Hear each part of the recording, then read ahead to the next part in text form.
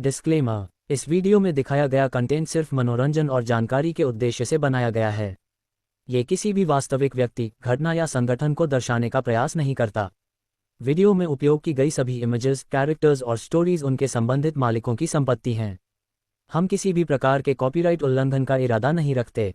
अगर आपको किसी सामग्री से कोई आपत्ति हो तो कृपया हमसे संपर्क करें, हम उसे तुरंत हटा देंगे। अध्याय 71। पिताओं को विनम्र बच्चे पसंद होने चाहिए। जहां तक सायशा देवनानी की बात है, बच्ची की सुरक्षा में लगे अंगरक्षकों और अन्य लोगों को पहले ही स्थिति की सूचना दे दी गई है। मीटिंग में मौजूद सायशा देवनानी ने अपने हाथ में रखे दस्तावेज नीचे रख दिए और बगल में बैठे सुनील मोहन की ओर देखा। आज की यादें बस इतनी ही हैं। वापस जाकर आगे की योजना तैयार करो, सुनील मोहन ने दूसरों को सार्थक नजरों से देखते हुए कहा। सायशा देवनानी के मीटिंग रूम से बाहर निकलते ही सभी लोग आगे बढ़े और सुनील मोहन को घेर लिया। भाई मो, हमारे सीईओ लियू हमेशा काम में लगे रहते हैं और कोई मीटिंग मिस नहीं करते। आज उन्हें क्या हो गया है? क्या ऐसा हो सकता है कि उन्होंने हम सबको मारने की कोई और भी क्रूर योजना बना ली हो? अरे नहीं, वो शैतानी तो सबसे डरावनी है। क्या मुझे पहले कब्रिस्तान का प्लॉट खरीदना चाहिए? इस धर्मपरायण महिला ने कभी दूध वाली चाय न पीने की कसम खाई है, तो इस बार इस राक्षसी को बस मासिक धर्म चल रहा है। उन्हें एक एक करके बातें करते देख सुनील मोहन के होंठ बेकाबू होकर फड़कने लगे। उन्होंने बेबसी से सिर हिलाया और कहा, नहीं, तुम सब क्या सोच रहे हो? सच कहूं तो हमारी सीईओ लियू अपने होने वाले पति की मदद करने गई थी। मेरे होने वाले पति? कॉन्फ्रेंस रूम में मौजूद लोग खुशी से फूले नहीं समा रहे थे। उनके सीईओ श्री लियू को वाकई एक जीवनसाथी मिल गया है। अरे भाई मो, क्या आप मुझे राष्ट्रपति देवनानी की लाडली की जन्मतिथि और समय बता सकते हैं? एक हल्की सी गोल-मटोल लड़की ने मुस्कुराते हुए सुनील मोहन की तरफ देखा। तुम क्या करने की कोशिश कर रहे हो? तुम वूडू डॉल्स का इस्तेमाल नहीं कर सकते, सुनील मोहन ने बचाव करते हुए कहा। सबको हैरानी हुई जब उस लड़की ने सिर हिलाया और गंभीर स्वर में कहा, मैं अपने होने वाले सीईओ पति के लिए एक सोने की मूर्ति बनवाने मंदिर जा रही हूँ। अब से मैं हर दिन उनके लिए धूप बत्ती जलाऊंगी और उनसे कंपनी में अच्छी किस्मत और समृद्धि का आशीर्वाद मांगूंगी, और आज रात हम एक शानदार चिकन डिनर करें। सुनील मोहन, रुको, क्या तुम इसे ऐसे भी खेल सकते हो? लेकिन सोचने के बाद सुनील मोहन को लगा कि यह एक अच्छा विचार है। उन्होंने जल्दी से अपने साथियों को अलविदा कहा और सायशा देवनानी के पीछे दौड़ पड़े। जहां तक सोने की मूर्ति बनाने की बात है, मैं आज श्री ओबरॉय से इस पर चर्चा करूंगा। अस्पताल के गेट के बाहर छोटी लाडो ने अपना किंडरगार्टन कोट उतारा, अपनी छोटी बहनों की तरफ देखा और उनमें से हर एक ने किंग ऑफ ग्लोरी के सहयोग से एक गुलाबी हानफू ड्रेस निकाली। कार में बहुत सावधानी से कपड़े बदले और फिर हाथों में हाथ डाले बाहर निकलीं। छोटी लाडो ने पास ही पत्रकारों के शोरगुल पर नजर डाली और गंभीर भाव से अपनी बहनों से कहा, याद है, हम पापा के सामने आज्ञाकारी और खूबसूरत लड़कियां हैं। हमें खुद पर काबू रखना होगा। नन्ही अंगूर ने सबसे पहले सिर हिलाया, मैं उन बदमाशों के सिर बिल्कुल नहीं उड़ाऊंगी, बस उनका एक हाथ तोड़ दूंगी। नन्ही चेरी ने सिर हिलाया, नहीं, ये बहुत हिंसक है, इससे पापा डर जाएंगे। नन्ही अंगूर, क्या तुम्हारे पास कोई उपाय है? नन्ही चेरी ने अपनी ठुड्डी पर हाथ फेरा, एक पल सोचा, मेरे दादाजी कहते थे, मैं किसी को तब तक नाराज नहीं करूंगी जब तक वे मुझे नाराज न करें। अगर वे मुझे नाराज करेंगे तो हम उन्हें इतनी बुरी तरह पीटेंगे कि उनकी अपनी माँ भी उन्हें पहचान नहीं पाएगी। तो बदमाशों से निपटते समय बेशक उनकी सगी माँओं को बुलाना चाहिए, उन्हें पीटना चाहिए और फिर उनकी माँओं को ये देखने देना चाहिए कि क्या वे उन्हें अब भी पहचानती हैं। नन्ही रसगुल्ला ने सिर हिलाया, हाँ, यह ज्यादा विनम्र है और पापा को विनम्र बच्चे पसंद आने चाहिए। उनके पीछे चल रहे अंगरक्षक, नहीं, मेरे प्यारे बच्चों, क्या तुम्हें यकीन है कि तुम जो कर रहे हो वह हिंसक नहीं है? क्या ये बहुत विनम्र है? जिन्होंने तुम्हें ठेस पहुंचाई है वही असल में दुखी हैं। हालांकि वे ज्यादा देर रुके नहीं और भीड़ के पीछे पीछे लिफ्ट में चले गए। अस्पताल का गलियारा। ऋत्विक ओबरॉय और विनीत जिंदल ऑपरेशन रूम में क्या हो रहा है ये देखने के लिए इंतजार कर रहे थे।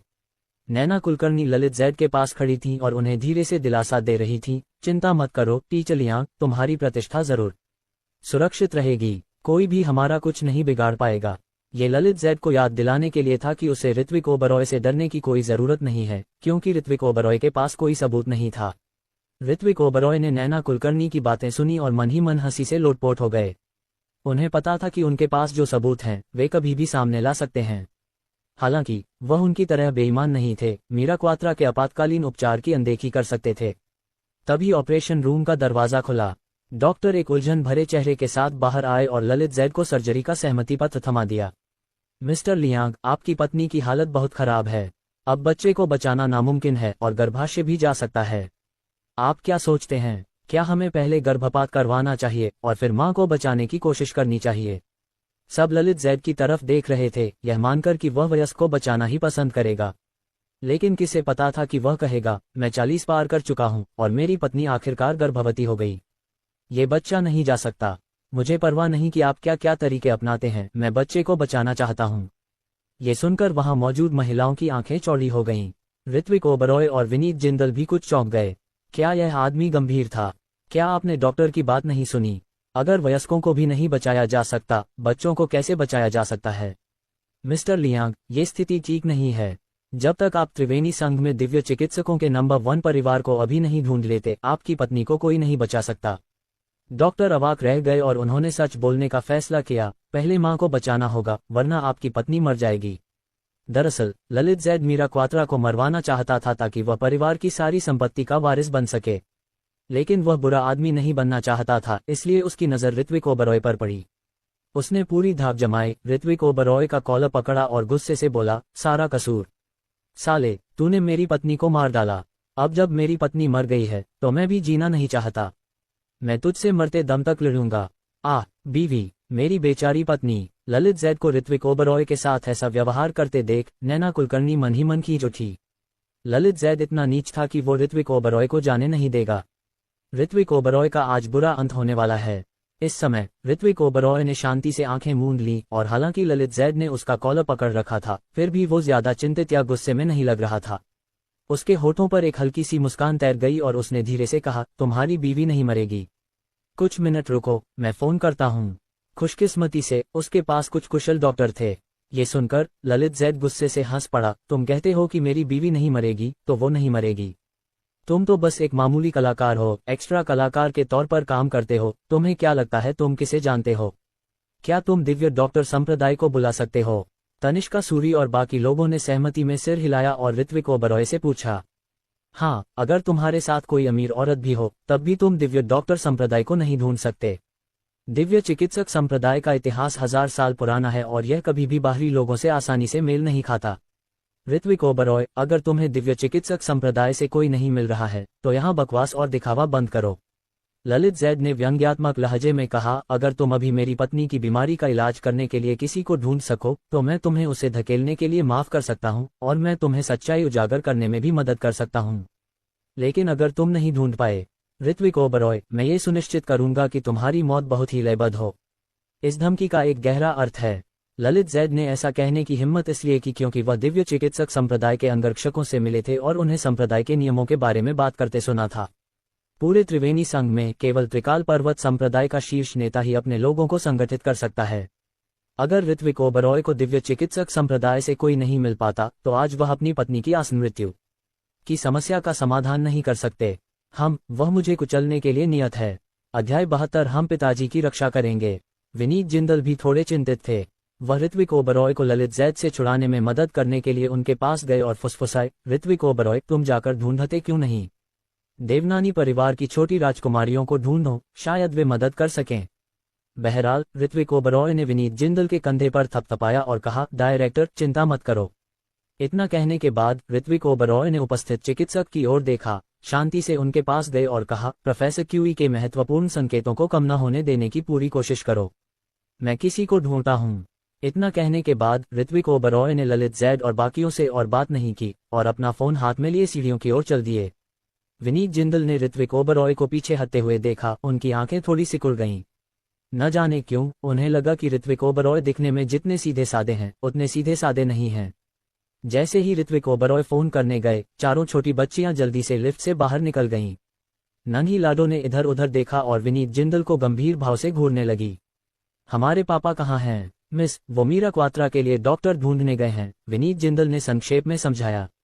ये सुनकर नन्ही लाडो ने सिर हिलाया और आत्मविश्वास से बोली, अगर हमारे पापा कुछ करें तो ऐसा कुछ भी नहीं है जो वो न कर सकें। नन्ही अंगूर ने सहमति में सिर हिलाया, बिल्कुल सही, हमारे पापा दुनिया के सबसे अद्भुत इंसान हैं। नन्ही चेरी, पापा दुनिया के सबसे बड़े इंसान हैं। वो हमारे भगवान हैं और वो सब कुछ कर सकते हैं। हालांकि जियाओ तांग्युआन ने कुछ नहीं कहा, लेकिन उसने अपने आसपास के माहौल को देखा और अपने आसपास के लोगों को देखा। हाँ, वो सब बेकार के तोप के चारे हैं, हमारे पापा जितने अच्छे नहीं। नैना कुलकर्णी को पिछली बार जब 4 छोटी बच्चियां दिखी थीं, तब से ही वे उन्हें नापसंद थीं। अब जब ऋत्विक ओबरॉय आसपास नहीं थे तो वह उनके पास गईं और व्यंग्यात्मक लहजे में उनका मजाक उड़ाने लगीं। बच्चों, तुम अस्पताल में क्यों हो? ओह, मुझे पता है, क्योंकि तुम्हारे पिता गरीब हैं और उन्हें डर है कि टीचर लियांग बाद में उनसे पैसे वसूल लेंगे। इसलिए हम तुम्हें जमानत के तौर पर इस्तेमाल कर रहे हैं, बस अपना बोझ कम करने के लिए। कितनी दयनीय बात है, तुम वाकई बुरे हालात में पैदा हुई थी और ऋत्विक ओबरॉय जैसे पिता के साथ। ये सुनते ही नन्ही लाडो का गुलाबी चेहरा तुरंत बर्फ सा हो गया, लेकिन उसने विनीत जिंदल से बड़े मासूम लहजे में पूछा, डायरेक्टर अंकल, यह अजीब है। अस्पताल में कुत्ते क्यों भौंक रहे हैं? क्या इससे मरीजों को परेशानी नहीं होगी? विनीत जिंदल ने अपनी हंसी दबा ली। उसने मन ही मन सोचा, जैसा कि चालाक छोटी राजकुमारी से उम्मीद की जा रही थी, उसने नैना कुलकर्णी को कुत्ता कहने का साहस किया। विनीत जिंदल ने कोई जवाब नहीं दिया, लेकिन बाकी 3 छोटे बच्चों ने बहुत प्यारे तरीके से जियोपफ के साथ सहयोग किया। हाँ, यहाँ सभी मरीज इतनी मेहनत कर रहे हैं कि कुत्ते उन्हें परेशान नहीं कर सकते। नन्ही अंगूर ने अपना छोटा सा फोन निकालते हुए कहा, मैं पुलिस को फोन करके कुत्ता पकड़ने वाले को बुलाती हूँ। नन्ही चेरी सफाई करने वाली के पास गई और बोली, आंटी, मुझे डर लग रहा है कि कुत्ता मल त्याग देगा, प्लीज हमें कुत्ते से छुटकारा दिलाने में मदद कीजिए। नन्ही रसगुल्ला ने अपनी नाक भींची और प्यार से सिर हिलाते हुए कहा, और ये कुत्ता तो आवारा है, कितना डरावना है। उनके इस गंभीर व्यवहार से सफाई कर्मचारी, जो कुछ समझ नहीं पा रहे थे, कुछ देर के लिए स्तब्ध रह गए। फिर उन्होंने पूछा, बच्चों, जिस कुत्ते की बात कर रहे हो वो कहाँ है? नन्ही लाडो ने पलकें झपकाईं, नैना कुलकर्णी की ओर इशारा किया और बचकानी आवाज में कहा, आंटी, क्या आपने वो कुत्ता देखा? अभी तो वो जोर जोर से भौंक रहा था। सफाई कर्मचारी, तो लोग कुत्तों जैसा व्यवहार भी कर सकते हैं। पूरा अस्पताल का गलियारा 2 सेकंड के लिए खामोश हो गया। फिर तनिष्का सूरी और बाकी लोग अपनी हंसी नहीं रोक पाए। बच्चे कितने मजेदार होते हैं, मुझे तो लगा अस्पताल में कुत्ते हैं। उफ उफ, नैना कुलकर्णी का क्या चरित्र है, वो तो बच्चों को खुद को कुत्ता कहने देती है। वहाँ पत्रकार हैं, अगर ये बात बाहर आ गई तो कल नैना कुलकर्णी जरूर ट्रेंड करने लगेगी। कुत्ते की तरह ट्रेंड करना, ये तो मजाक है। असल में वो 4 छोटी बच्चियों को धमकाना चाहता था, लेकिन उसे मुंह पर तमाचा पड़ा। नैना कुलकर्णी के चेहरे पर जलन का एहसास हुआ। उसने चारों छोटी बच्चियों को बुरी तरह घूरा और मन ही मन उन्हें बदतमीज कहकर कोसा। फिर उसने ललित जैद की तरफ देखा और आंखों से उसे जल्दी से आकर मुसीबत खड़ी करने के लिए कहा। जैसी उम्मीद थी, ललित जैद उसकी बात समझ गया, इसलिए उसने जानबूझकर चारों छोटी बच्चियों से कहा, तुम्हारे पापा ने कुछ बुरा किया है और अब वो बहुत बड़ाई दिखा रहे हैं, कह रहे हैं कि वो किसी को नौकरी पर रखेंगे। उन्हें दिखावा और शेखी बघारना इतना पसंद है कि तुम उनकी बेटियां नहीं हो। तुम्हें यकीन नहीं होना चाहिए कि उसमें तुम्हारा साथ देने की क्षमता है। ये 4 छोटी बच्चियां कैसी भी हों, वो सबसे पहले उन्हें ही धमकाएगा।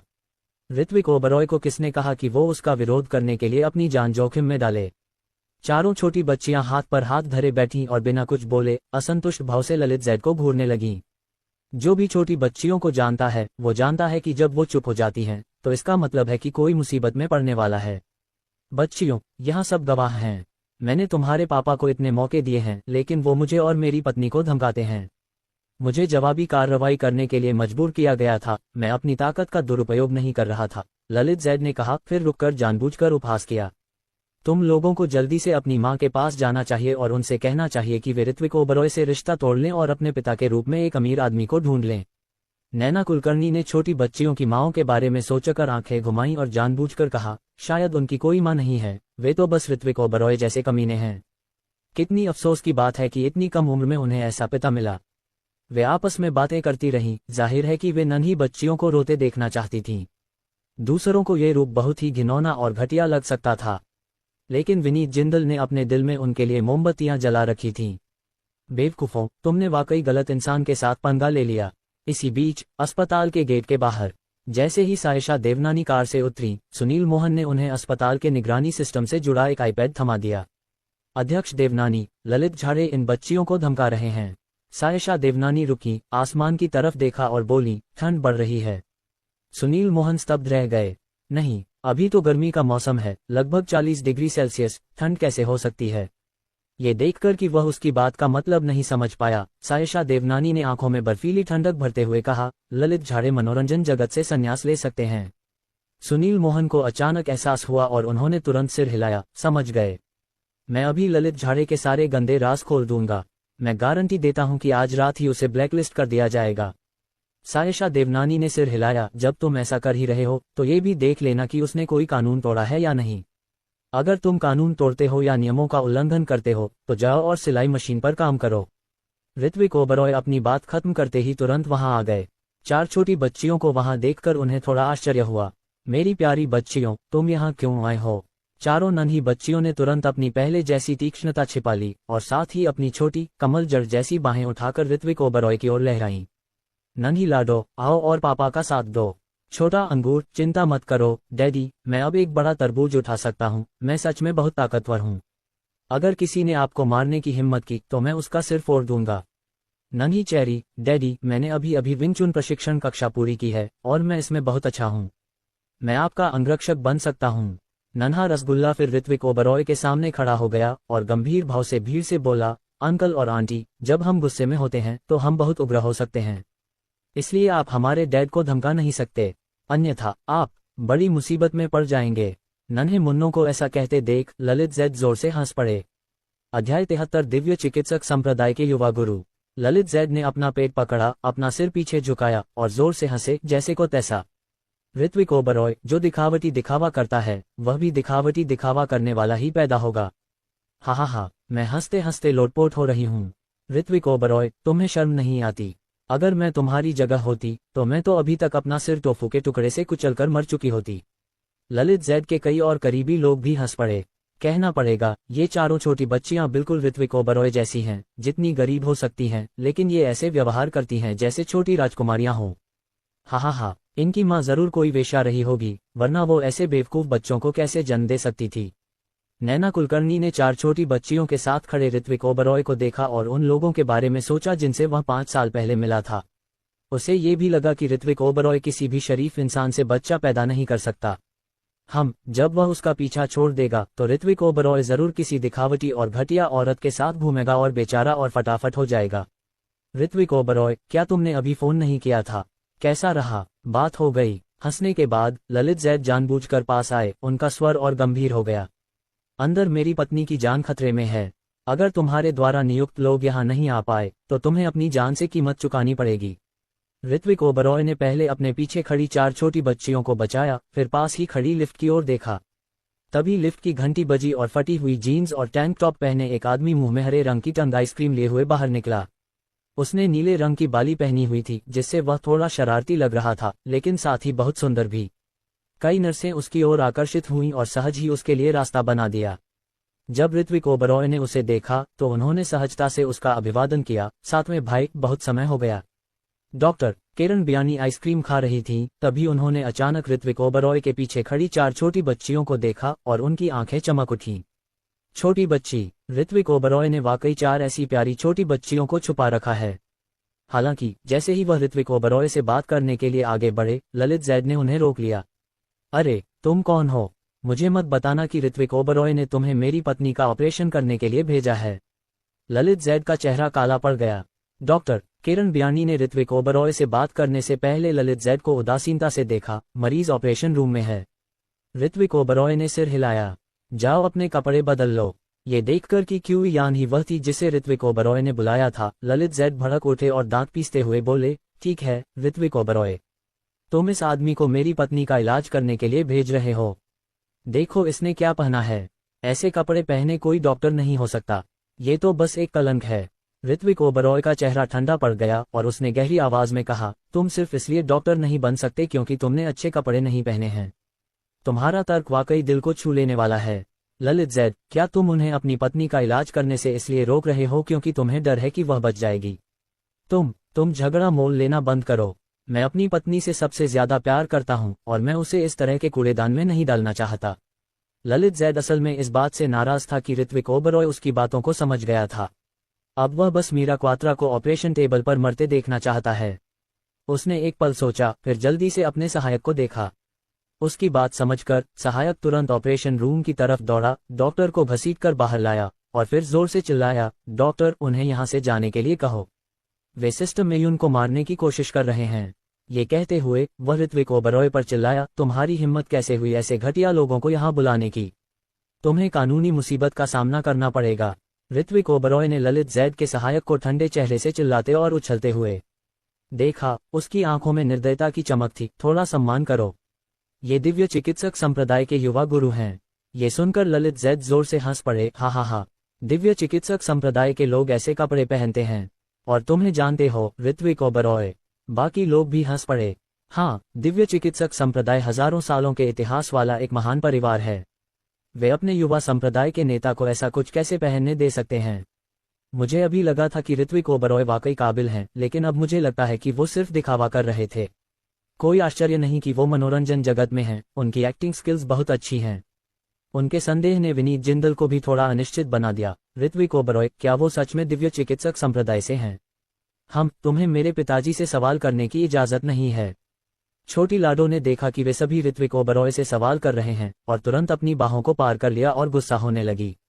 ये देखकर कि छोटी लाडो ऋत्विक ओबरॉय की कितनी रक्षा कर रही थी, डॉक्टर किरण बियानी ने एक भौं को थोड़ा ऊपर उठाया। बुरा नहीं है, उसके भाई चेन की बेटी वास्तव में अच्छी है। न केवल वह प्यारी है, बल्कि वह अपने पिता की रक्षा करना भी जानती है। वह भी एक बेटी चाहता है, उसे क्या करना चाहिए?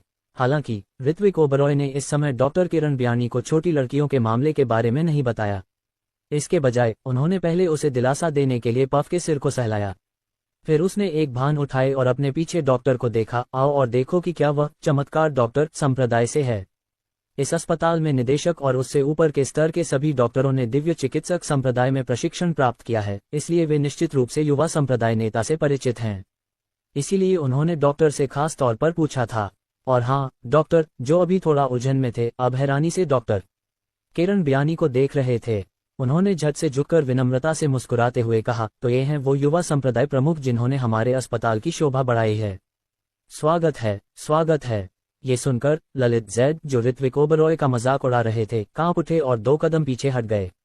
उन्होंने दांत पीसते हुए ऋत्विक ओबरॉय को हैरानी और सदमे से देखा। ऐसा कैसे हो सकता है? ऋत्विक ओबरॉय को दिव्य चिकित्सक संप्रदाय के लोग कैसे मिल गए? हालांकि उन्हें और भी ज्यादा हैरानी डॉक्टर किरण बियानी की बात से हुई। मुझे स्थिति की सामान्य समझ है। रक्त प्लाज्मा तैयार करो, मैं माँ और उसके गर्भाशय को बचा सकती हूँ। ये नामुमकिन है, ललित जैद ने चौंकते हुए कहा। फिर उन्हें एहसास हुआ कि उन्होंने गलत कहा है और उन्होंने जल्दी से अपना मुंह ढक लिया।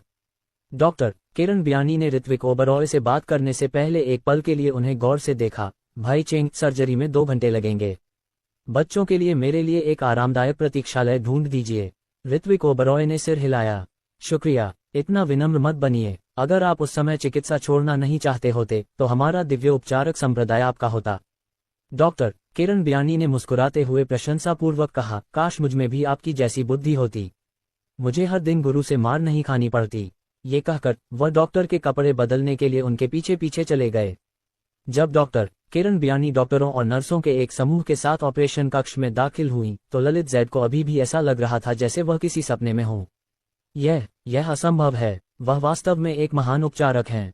मुख्य बात यह है कि इस व्यक्ति ने अभी अभी कहा कि ऋत्विक ओबरॉय उस समय चिकित्सा की पढ़ाई नहीं करना चाहते थे।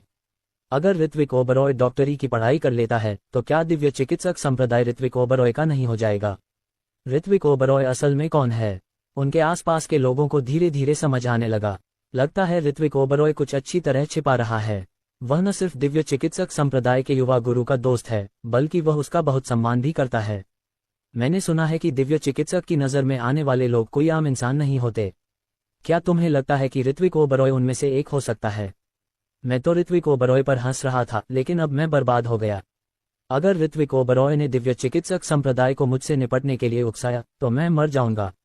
ललित जैद भी थोड़ा चिंतित था, लेकिन वह ऋत्विक ओबरॉय को हावी नहीं होने देना चाहता था। जब उसने अपना सिर घुमाया और नैना कुलकर्णी को देखा, तो उसके मन में एक भयावह विचार आया। तभी ललित जैद ने ठंडी मुस्कान के साथ ऋत्विक ओबरॉय से कहा, तो क्या हुआ अगर तुम्हारे संपर्कों का एक बड़ा नेटवर्क है? तुमने नैना कुलकर्णी के साथ ऐसा किया था, और कल इंटरनेट पर तुम्हारी निंदा होगी। उसने क्या किया? उसी क्षण एक ठंडी तीखी आवाज गूंजी। पल भर में अस्पताल का गलियारा हिमयुग में बदल गया। अध्याय 74, कितने कोमल और हिंसक तरीके। सभी चुप हो गए और जटिल भावों से आवाज के स्रोत की ओर देखने लगे। ये देखकर कि यह सायशा देवनानी थी, ललित जैद ने राहत की सांस ली। वह तुरंत उनका अभिवादन करने गए, एक दयनीय भाव का नाटक करते हुए, और कहा, अध्यक्ष देवनानी, आपकी यहाँ उपस्थिति बहुत बड़ी कृपा है। मेरी पत्नी को ये कमीना ऋत्विक ओबरॉय मार रहा है। आपको इसे ब्लैकलिस्ट करने में मेरी मदद करनी होगी। नैना कुलकर्णी के साथ उसके निंदनीय संबंध का पर्दाफाश करो और इसकी प्रतिष्ठा को बर्बाद करो। तुम किसे कमीना कह रहे हो? ललित जैद की बातें सुनकर सायशा देवनानी का चेहरा पहले से भी ज्यादा ठंडा पड़ गया। ललित जैद को अभी भी सायशा देवनानी की बात का मतलब समझ नहीं आया। उसने सोचा था कि देवनानी परिवार और क्यूई परिवार के बीच अच्छे रिश्ते हैं और सायशा देवनानी मीरा क्वात्रा की मदद जरूर करेंगी, यानी उसकी मदद करेंगी। अगर उसने थोड़ा और बड़ा चढ़ाकर कहा तो सायशा देवनानी अंत में ऋत्विक ओबरॉय को जरूर सबक सिखाएंगी। उसकी हिम्मत नहीं है कि वह दिव्य चिकित्सक संप्रदाय को भड़काए, नहीं वह ऋत्विक ओबरॉय से निपट सकता है। लेकिन सायशा देवनानी अलग है।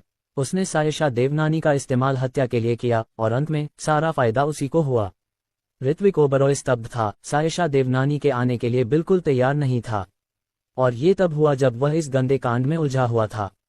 ऋत्विक ओबरॉय थोड़ा शर्मिंदा हुए, लेकिन फिर भी उन्होंने खुद को मजबूर किया और सायशा देवनानी के पास जाकर उन्हें समझाया, राष्ट्रपति देवनानी, एक गलतफहमी है। मैं खुद इसकी पुष्टि कर सकता हूँ। सायशा देवनानी के चेहरे पर कोई बदलाव नहीं आया। उन्हें स्वाभाविक रूप से ऋत्विक ओबरॉय पर यकीन हो गया, लेकिन ललित जैद और उनके जैसे लोग तो वाकई मौत को दावत दे रहे थे।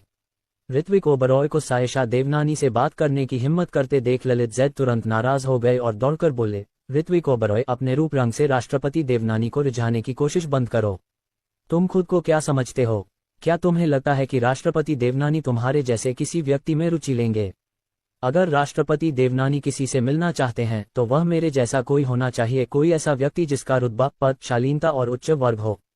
किनारे खड़े सुनील मोहन ने अपने होंठ से कुड़े, बड़े भाई, तुम वापस जाकर आईने में क्यों नहीं देखते? आपके जैसे दिखने के कारण यह एक चमत्कार होगा यदि हमारे सीईओ लियू ने भी आपको नोटिस किया हो। वैसे आप राष्ट्रपति देवनानी नहीं हैं, तो आपको कैसे पता कि राष्ट्रपति देवनानी ऋत्विक ओबरॉय के आकर्षण में नहीं फंसेंगे? इस समय ललित जैद सायशा देवनानी को अपनी बात मनवाने की कोशिश करते रहे और रोते हुए बोले, राष्ट्रपति देवनानी, आपने भी देखा कि मैं और मेयुन कितने प्यारे हैं। अब शायद मेयुन वहां जिंदा ही न बचे। उफ, मैं अब और जीना नहीं चाहता। ऐसे जीने का क्या मतलब है? अपनी बात खत्म करने के बाद उन्होंने चुपके से सायशा देवनानी को देखा। उन्होंने मन ही मन सोचा, अब वो एक प्यारे पति की भूमिका निभा रहे हैं, कोई भी महिला इससे प्रभावित हो जाएगी। सायशा देवनानी भी एक महिला हैं और अगर वो देखेंगी कि अधेड़ उम्र में वो कितने सभ्य और समर्पित हैं, तो वो जरूर प्रभावित होंगी। शायद वह उसके और करीब आने को भी तैयार हो जाती। ललित जैद जैसे ही खुश होकर सायशा देवनानी की मदद का इंतजार कर रहे थे, सायशा देवनानी ने बेरुखी से कहा, ठीक है, तो मर जाओ, तुम तो अपने अंगदान कर ही चुके हो। ललित जैद पूरी तरह से अवाक रह गए। उन्होंने अपनी उंगली अपने चेहरे पर उठाए, अध्यक्ष देवनानी, आपकी बात कर रहे हैं, वो मैं हूँ। ऐसा कैसे हो सकता है? सायशा देवनानी इतने समर्पित इंसान को कैसे मरने दे सकती हैं? जरूर ऋत्विक ओबरॉय को मारने के लिए। दूसरों ने भी कहा कि वे एक पल के लिए स्तब्ध रह गए। आखिरकार जो लोग इस स्थिति से वाकिफ हैं वे जानते हैं कि देवनानी परिवार और क्यूई परिवार के बीच अच्छे संबंध हैं। जरूर सायशा देवनानी ललित जैद का अच्छा ख्याल रखेंगी। नहीं मिस्टर लियू, आप ऋत्विक ओबरॉय को मरवाना चाहते हैं। स्थिति की कल्पना करने के बाद ललित जैद ने तेजी से ऋत्विक ओबरॉय की ओर देखा और गुस्से से दहाड़ने लगे। ऋत्विक ओबरॉय, तुम इतने नासमझ कैसे हो सकते हो? राष्ट्रपति देवनानी तुम्हें मरवाना चाहते हैं, तुम अब तक किस लिए जी रहे हो? ऋत्विक ओबरॉय के होंठ फड़कने लगे, ललित जैद को देखते हुए मानो वो मानसिक रूप से विक्षिप्त हो। सहायक सुनील मोहन अब और बर्दाश्त नहीं कर सका। वह कुछ कदम आगे बढ़ा और ललित जैद से बोला, मिस्टर लियांग, आप गलत समझ रहे हैं। हमारे सीईओ लियू तुम्हें, कमीने, मरवाना चाहते हैं। ये सुनकर ललित जैद एकदम हक्का बक्का रह गया। जब उसे होश आया तो उसका चेहरा पीला पड़ गया था। फिर उसने कांपते हुए सायशा देवनानी की तरफ देखा और हिचकिचाते हुए बोला, राष्ट्रपति देवनानी, आप मजाक कर रहे होंगे, है ना? आप ऋत्विक ओबरॉय की मदद क्यों करेंगे? सायशा देवनानी ने ललित जैद को पूरी तरह से नजरअंदाज कर दिया और ऋत्विक ओबरॉय की तरफ देखने लगी। चूंकि वहां पत्रकार मौजूद थे, वह नहीं चाहती थी कि ऋत्विक ओबरॉय उसकी वजह से सोशल मीडिया पर ट्रेंड करें, इसलिए उसने ऋत्विक ओबरॉय से उदासीन स्वर में पूछा, तुमने अभी कहा था कि इसे साबित करने का एक तरीका है। अपनी मां को ऋत्विक ओबरॉय के प्रति अचानक उदासीन होते देख चारों छोटी लड़कियां तुरंत दुखी हो गईं। खासकर छोटी लाडो, उसने अपनी प्यारी मम्मी की तरफ देखा, अपना छोटा सा मुंह खोला मानो कुछ कहना चाहती हो, लेकिन नैना कुलकर्णी ने उससे पहले ही बात कर दी। नैना कुलकर्णी ने जानबूझकर अपना शरीर हिलाया, जिससे उसका प्रभावशाली शरीर दिखाई देने लगा, और पूछने लगी, क्या तुम सच में राष्ट्रपति देवनानी हो? उसे याद आया कि जब उसने सायशा देवनानी को गोद में उठाया था तो सायशा देवनानी साफ तौर पर ऋत्विक ओबरॉय पर निर्भर थी। जो ऋत्विक ओबरॉय जैसा हो सकता है वह देवनानी परिवार की महिला मुखिया तो हो ही नहीं सकती। लगभग तुरंत ही नैना कुलकर्णी इस नतीजे पर पहुंच गई कि सायशा देवनानी एक अभिनेत्री हैं जो ऋत्विक ओबरॉय को धोखा देने में मदद करने आई थीं। बताओ, ऋत्विक ओबरॉय ने तुम्हें राष्ट्रपति देवनानी बनने के लिए कितने पैसे दिए? नैना कुलकर्णी ने सवाल किया। गुस्सा होने के बजाय सायशा देवनानी मुस्कुराईं, उनके थोड़े ऊपर उठे हुए होंठ और भी खतरनाक लग रहे थे। दिमाग अच्छी चीज है, लेकिन तुम्हारे पास दिमाग क्यों नहीं है? ठीक है, तुमने मुझे बेइज्जत करने की हिम्मत की, नैना कुलकर्णी ने कहा और सायशा देवनानी पर हमला करने की कोशिश की। हालांकि सायशा देवनानी खुद को रोक नहीं पाई और सीधे नैना कुलकर्णी का हाथ पकड़ लिया। क्लिक। सायशा देवनानी ने नैना कुलकर्णी के साथ जिस तरह व्यवहार किया उसे देखकर बाकी लोग और भी आज्ञाकारी हो गए। खासतौर पर ललित जैद ने उनका हाथ छुआ और फिर ऋत्विक ओबरॉय की ओर बढ़े। उन्हें पता था कि वह सायशा देवनानी का कुछ नहीं बिगाड़ सकते, लेकिन उन्हें ऋत्विक ओबरॉय ने जो कुछ किया था उसके बारे में पता था। ऋत्विक ओबरॉय, अगर तुम न होते तो मेरी पत्नी अंदर न होती, उसकी जिंदगी अधर में लटकी होती। ललित जैद ने चेहरे पर संतुष्टि का भाव लिए कहा और आगे कहा, तुम्हें ये करना होगा, राष्ट्रपति देवनानी को बताना होगा कि हमारा अतीत खत्म हो गया है। अब से हम मनोरंजन जगत में अच्छे रिश्ते बनाए रख सकते हैं। मैं तुम्हें वो भी दे सकता हूँ। औरत। अध्याय 75। मैं तरबूज के खेत में नेवला हूँ। ललित जैद ने बोलते हुए जानबूझकर सायशा देवनानी की तरफ देखा। उनके अर्थपूर्ण रूप से यह स्पष्ट रूप से संकेत मिल रहा था कि वह सायशा देवनानी को बताना चाहते थे कि ऋत्विक ओबरॉय कई रहस्य छिपा रहे हैं। आज जब तक ऋत्विक ओबरॉय उनका साथ देते रहेंगे सब ठीक रहेगा, लेकिन अगर वह साथ नहीं देंगे तो इस बात की गारंटी नहीं कि वह चुप रह पाएंगे। ऋत्विक ओबरॉय, हम सब एक ही इंडस्ट्री में हैं, तुम्हें मेरा मतलब समझना चाहिए, है ना? ललित जैद के शब्दों में पहले से ही धमकी भरा लहजा था। वह मनोरंजन जगत का एक बदमाश है और उसके जैसे बदमाश में जरा भी शिष्टाचार नहीं होता। ललित जैद का रूप देखकर ऋत्विक ओबरॉय शांत और निडर रहे, क्योंकि असल में उनका उन पर कोई जोर नहीं था। ये देखकर कि ऋत्विक ओबरॉय ने कोई जवाब नहीं दिया, ललित जैद ने अपनी आंखें सिकोड़ लीं और बगल में बैठी छोटी बच्चियों की ओर देखा। वह एक बड़े, बेहद चालाक भेड़िए की तरह था जिसकी पूंछ में लाल रस्सी लिपटी हुई थी, और वह बदमिजाजी से मुस्कुराते हुए कह रहा था, प्यारियों, जाओ और अपने पापा से बात करो, उन्हें मेरी जरूरत है। नन्ही लाडो ने गंभीरता से सिर हिलाया। ठीक है, मैं पापा को जरूर मना लूंगी। ललित जैद ने संतुष्टि से सिर हिलाया, ये सोचकर कि ऋत्विक ओबरॉय की बेटी काफी समझदार है। मेरी बेटी काफी प्यारी और शिष्ट है। हालांकि अगले ही पल नन्ही लाडो ने ऋत्विक ओबरॉय की पतलून की टांग खींची और बेहद प्यारे और मासूम लहजे में बोली, पापा, मैं नहीं चाहती कि आपका हाथ दुखे, इसलिए थोड़ी देर में आप उस अग्निशामक यंत्र से उसे मार सकते हैं। और वो मनोरंजन जगत में अपनी शक्ल से ही कमाई करता है, तो आप पहले उसकी नाक पर निशाना साधकर उसका चेहरा कुचल सकते हैं। बच्चों को डराने की चिंता मत करो, वो निडर हैं, सबसे ज्यादा खूनी दृश्यों में भी। Lalit Zaid, omega omega. नहीं, वो चाहते थे कि यह छोटी बच्ची ऋत्विक ओबरॉय को सुलह के लिए राजी करे। क्या इसे ही समझाना कहते हैं? और किसका बच्चा आकर तुरंत किसी पर मारपीट का इल्जाम लगा दे? इस छोटी बच्ची के दिमाग में क्या चल रहा है? और हिंसा का ये जाना पहचाना साया कैसे हो सकता है? ललित जैद ने अनजाने में सायशा देवनानी की तरफ देखा, लेकिन फिर सिर हिला दिया। नामुमकिन, नामुमकिन। सायशा देवनानी का बच्चा भी हो तो वो ऋत्विक ओबरॉय के लिए नहीं रखेगी। अमीर परिवार बराबरी की सामाजिक हैसियत को महत्व देते हैं, और ऋत्विक ओबरॉय के पास देने के लिए कुछ नहीं है, तो सायशा देवनानी इतनी भोली नहीं है। ललित जैद सोच ही रहे थे कि उन्होंने देखा कि जियाओ तांग्युआन अपने छोटे से बैग से एक मध्यम आकार का प्रोजेक्टर निकालकर बहुत ही पेशेवर अंदाज में उसे चालू कर देता है।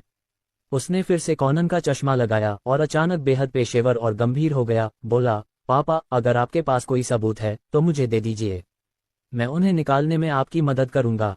यहाँ इतने सारे अंकल और आंटियां हैं, उन्हें ये जरूर पसंद आएगा। ललित जैद का दिल धड़क उठा। ये बच्चा कैसे जानता है कि प्रोजेक्टर का उपयोग कैसे किया जाता है और वह सबको नाटक देखने की अनुमति कैसे देता है? लेकिन उन्हें और भी ज्यादा हैरान नन्ही अंगूर ने किया। उस प्यारी सी बच्ची ने अचानक अपने बैग से एक छोटा सा लाल लिफाफा निकाला और पत्रकारों की तरफ बढ़ी। लाल लिफाफे देते हुए उसने बेहद प्यारे लहजे में कहा, अंकल आंटी, मैं खरबूजे वाले बगीचे वाली चक्रा हूँ, रोज खरबूजे खाती हूँ, मेरे पीछे आओ और तुम जरूर सुर्खियां बटोरोगे। ललित जैद, ये बच्चा कितने साल का है? मनोरंजन जगत की पेचीदगियों को वह कैसे समझता है? उन्होंने मनोरंजन पत्रकारों को भी लाल लिफाफे दिए। पत्रकारों ने सोचा कि नन्ही अंगूर ने जो लाल लिफाफे दिए हैं उनमें सिगरेट कार्ड या ऐसा ही कुछ होगा, लेकिन उन्हें हैरानी हुई जब कुछ पत्रकारों ने उन्हें खोला और चेक निकले। हर एक चेक पर 88,888 लिखा था। सभी पत्रकार हैरान रह गए और नन्ही अंगूर की तरफ देखने लगे।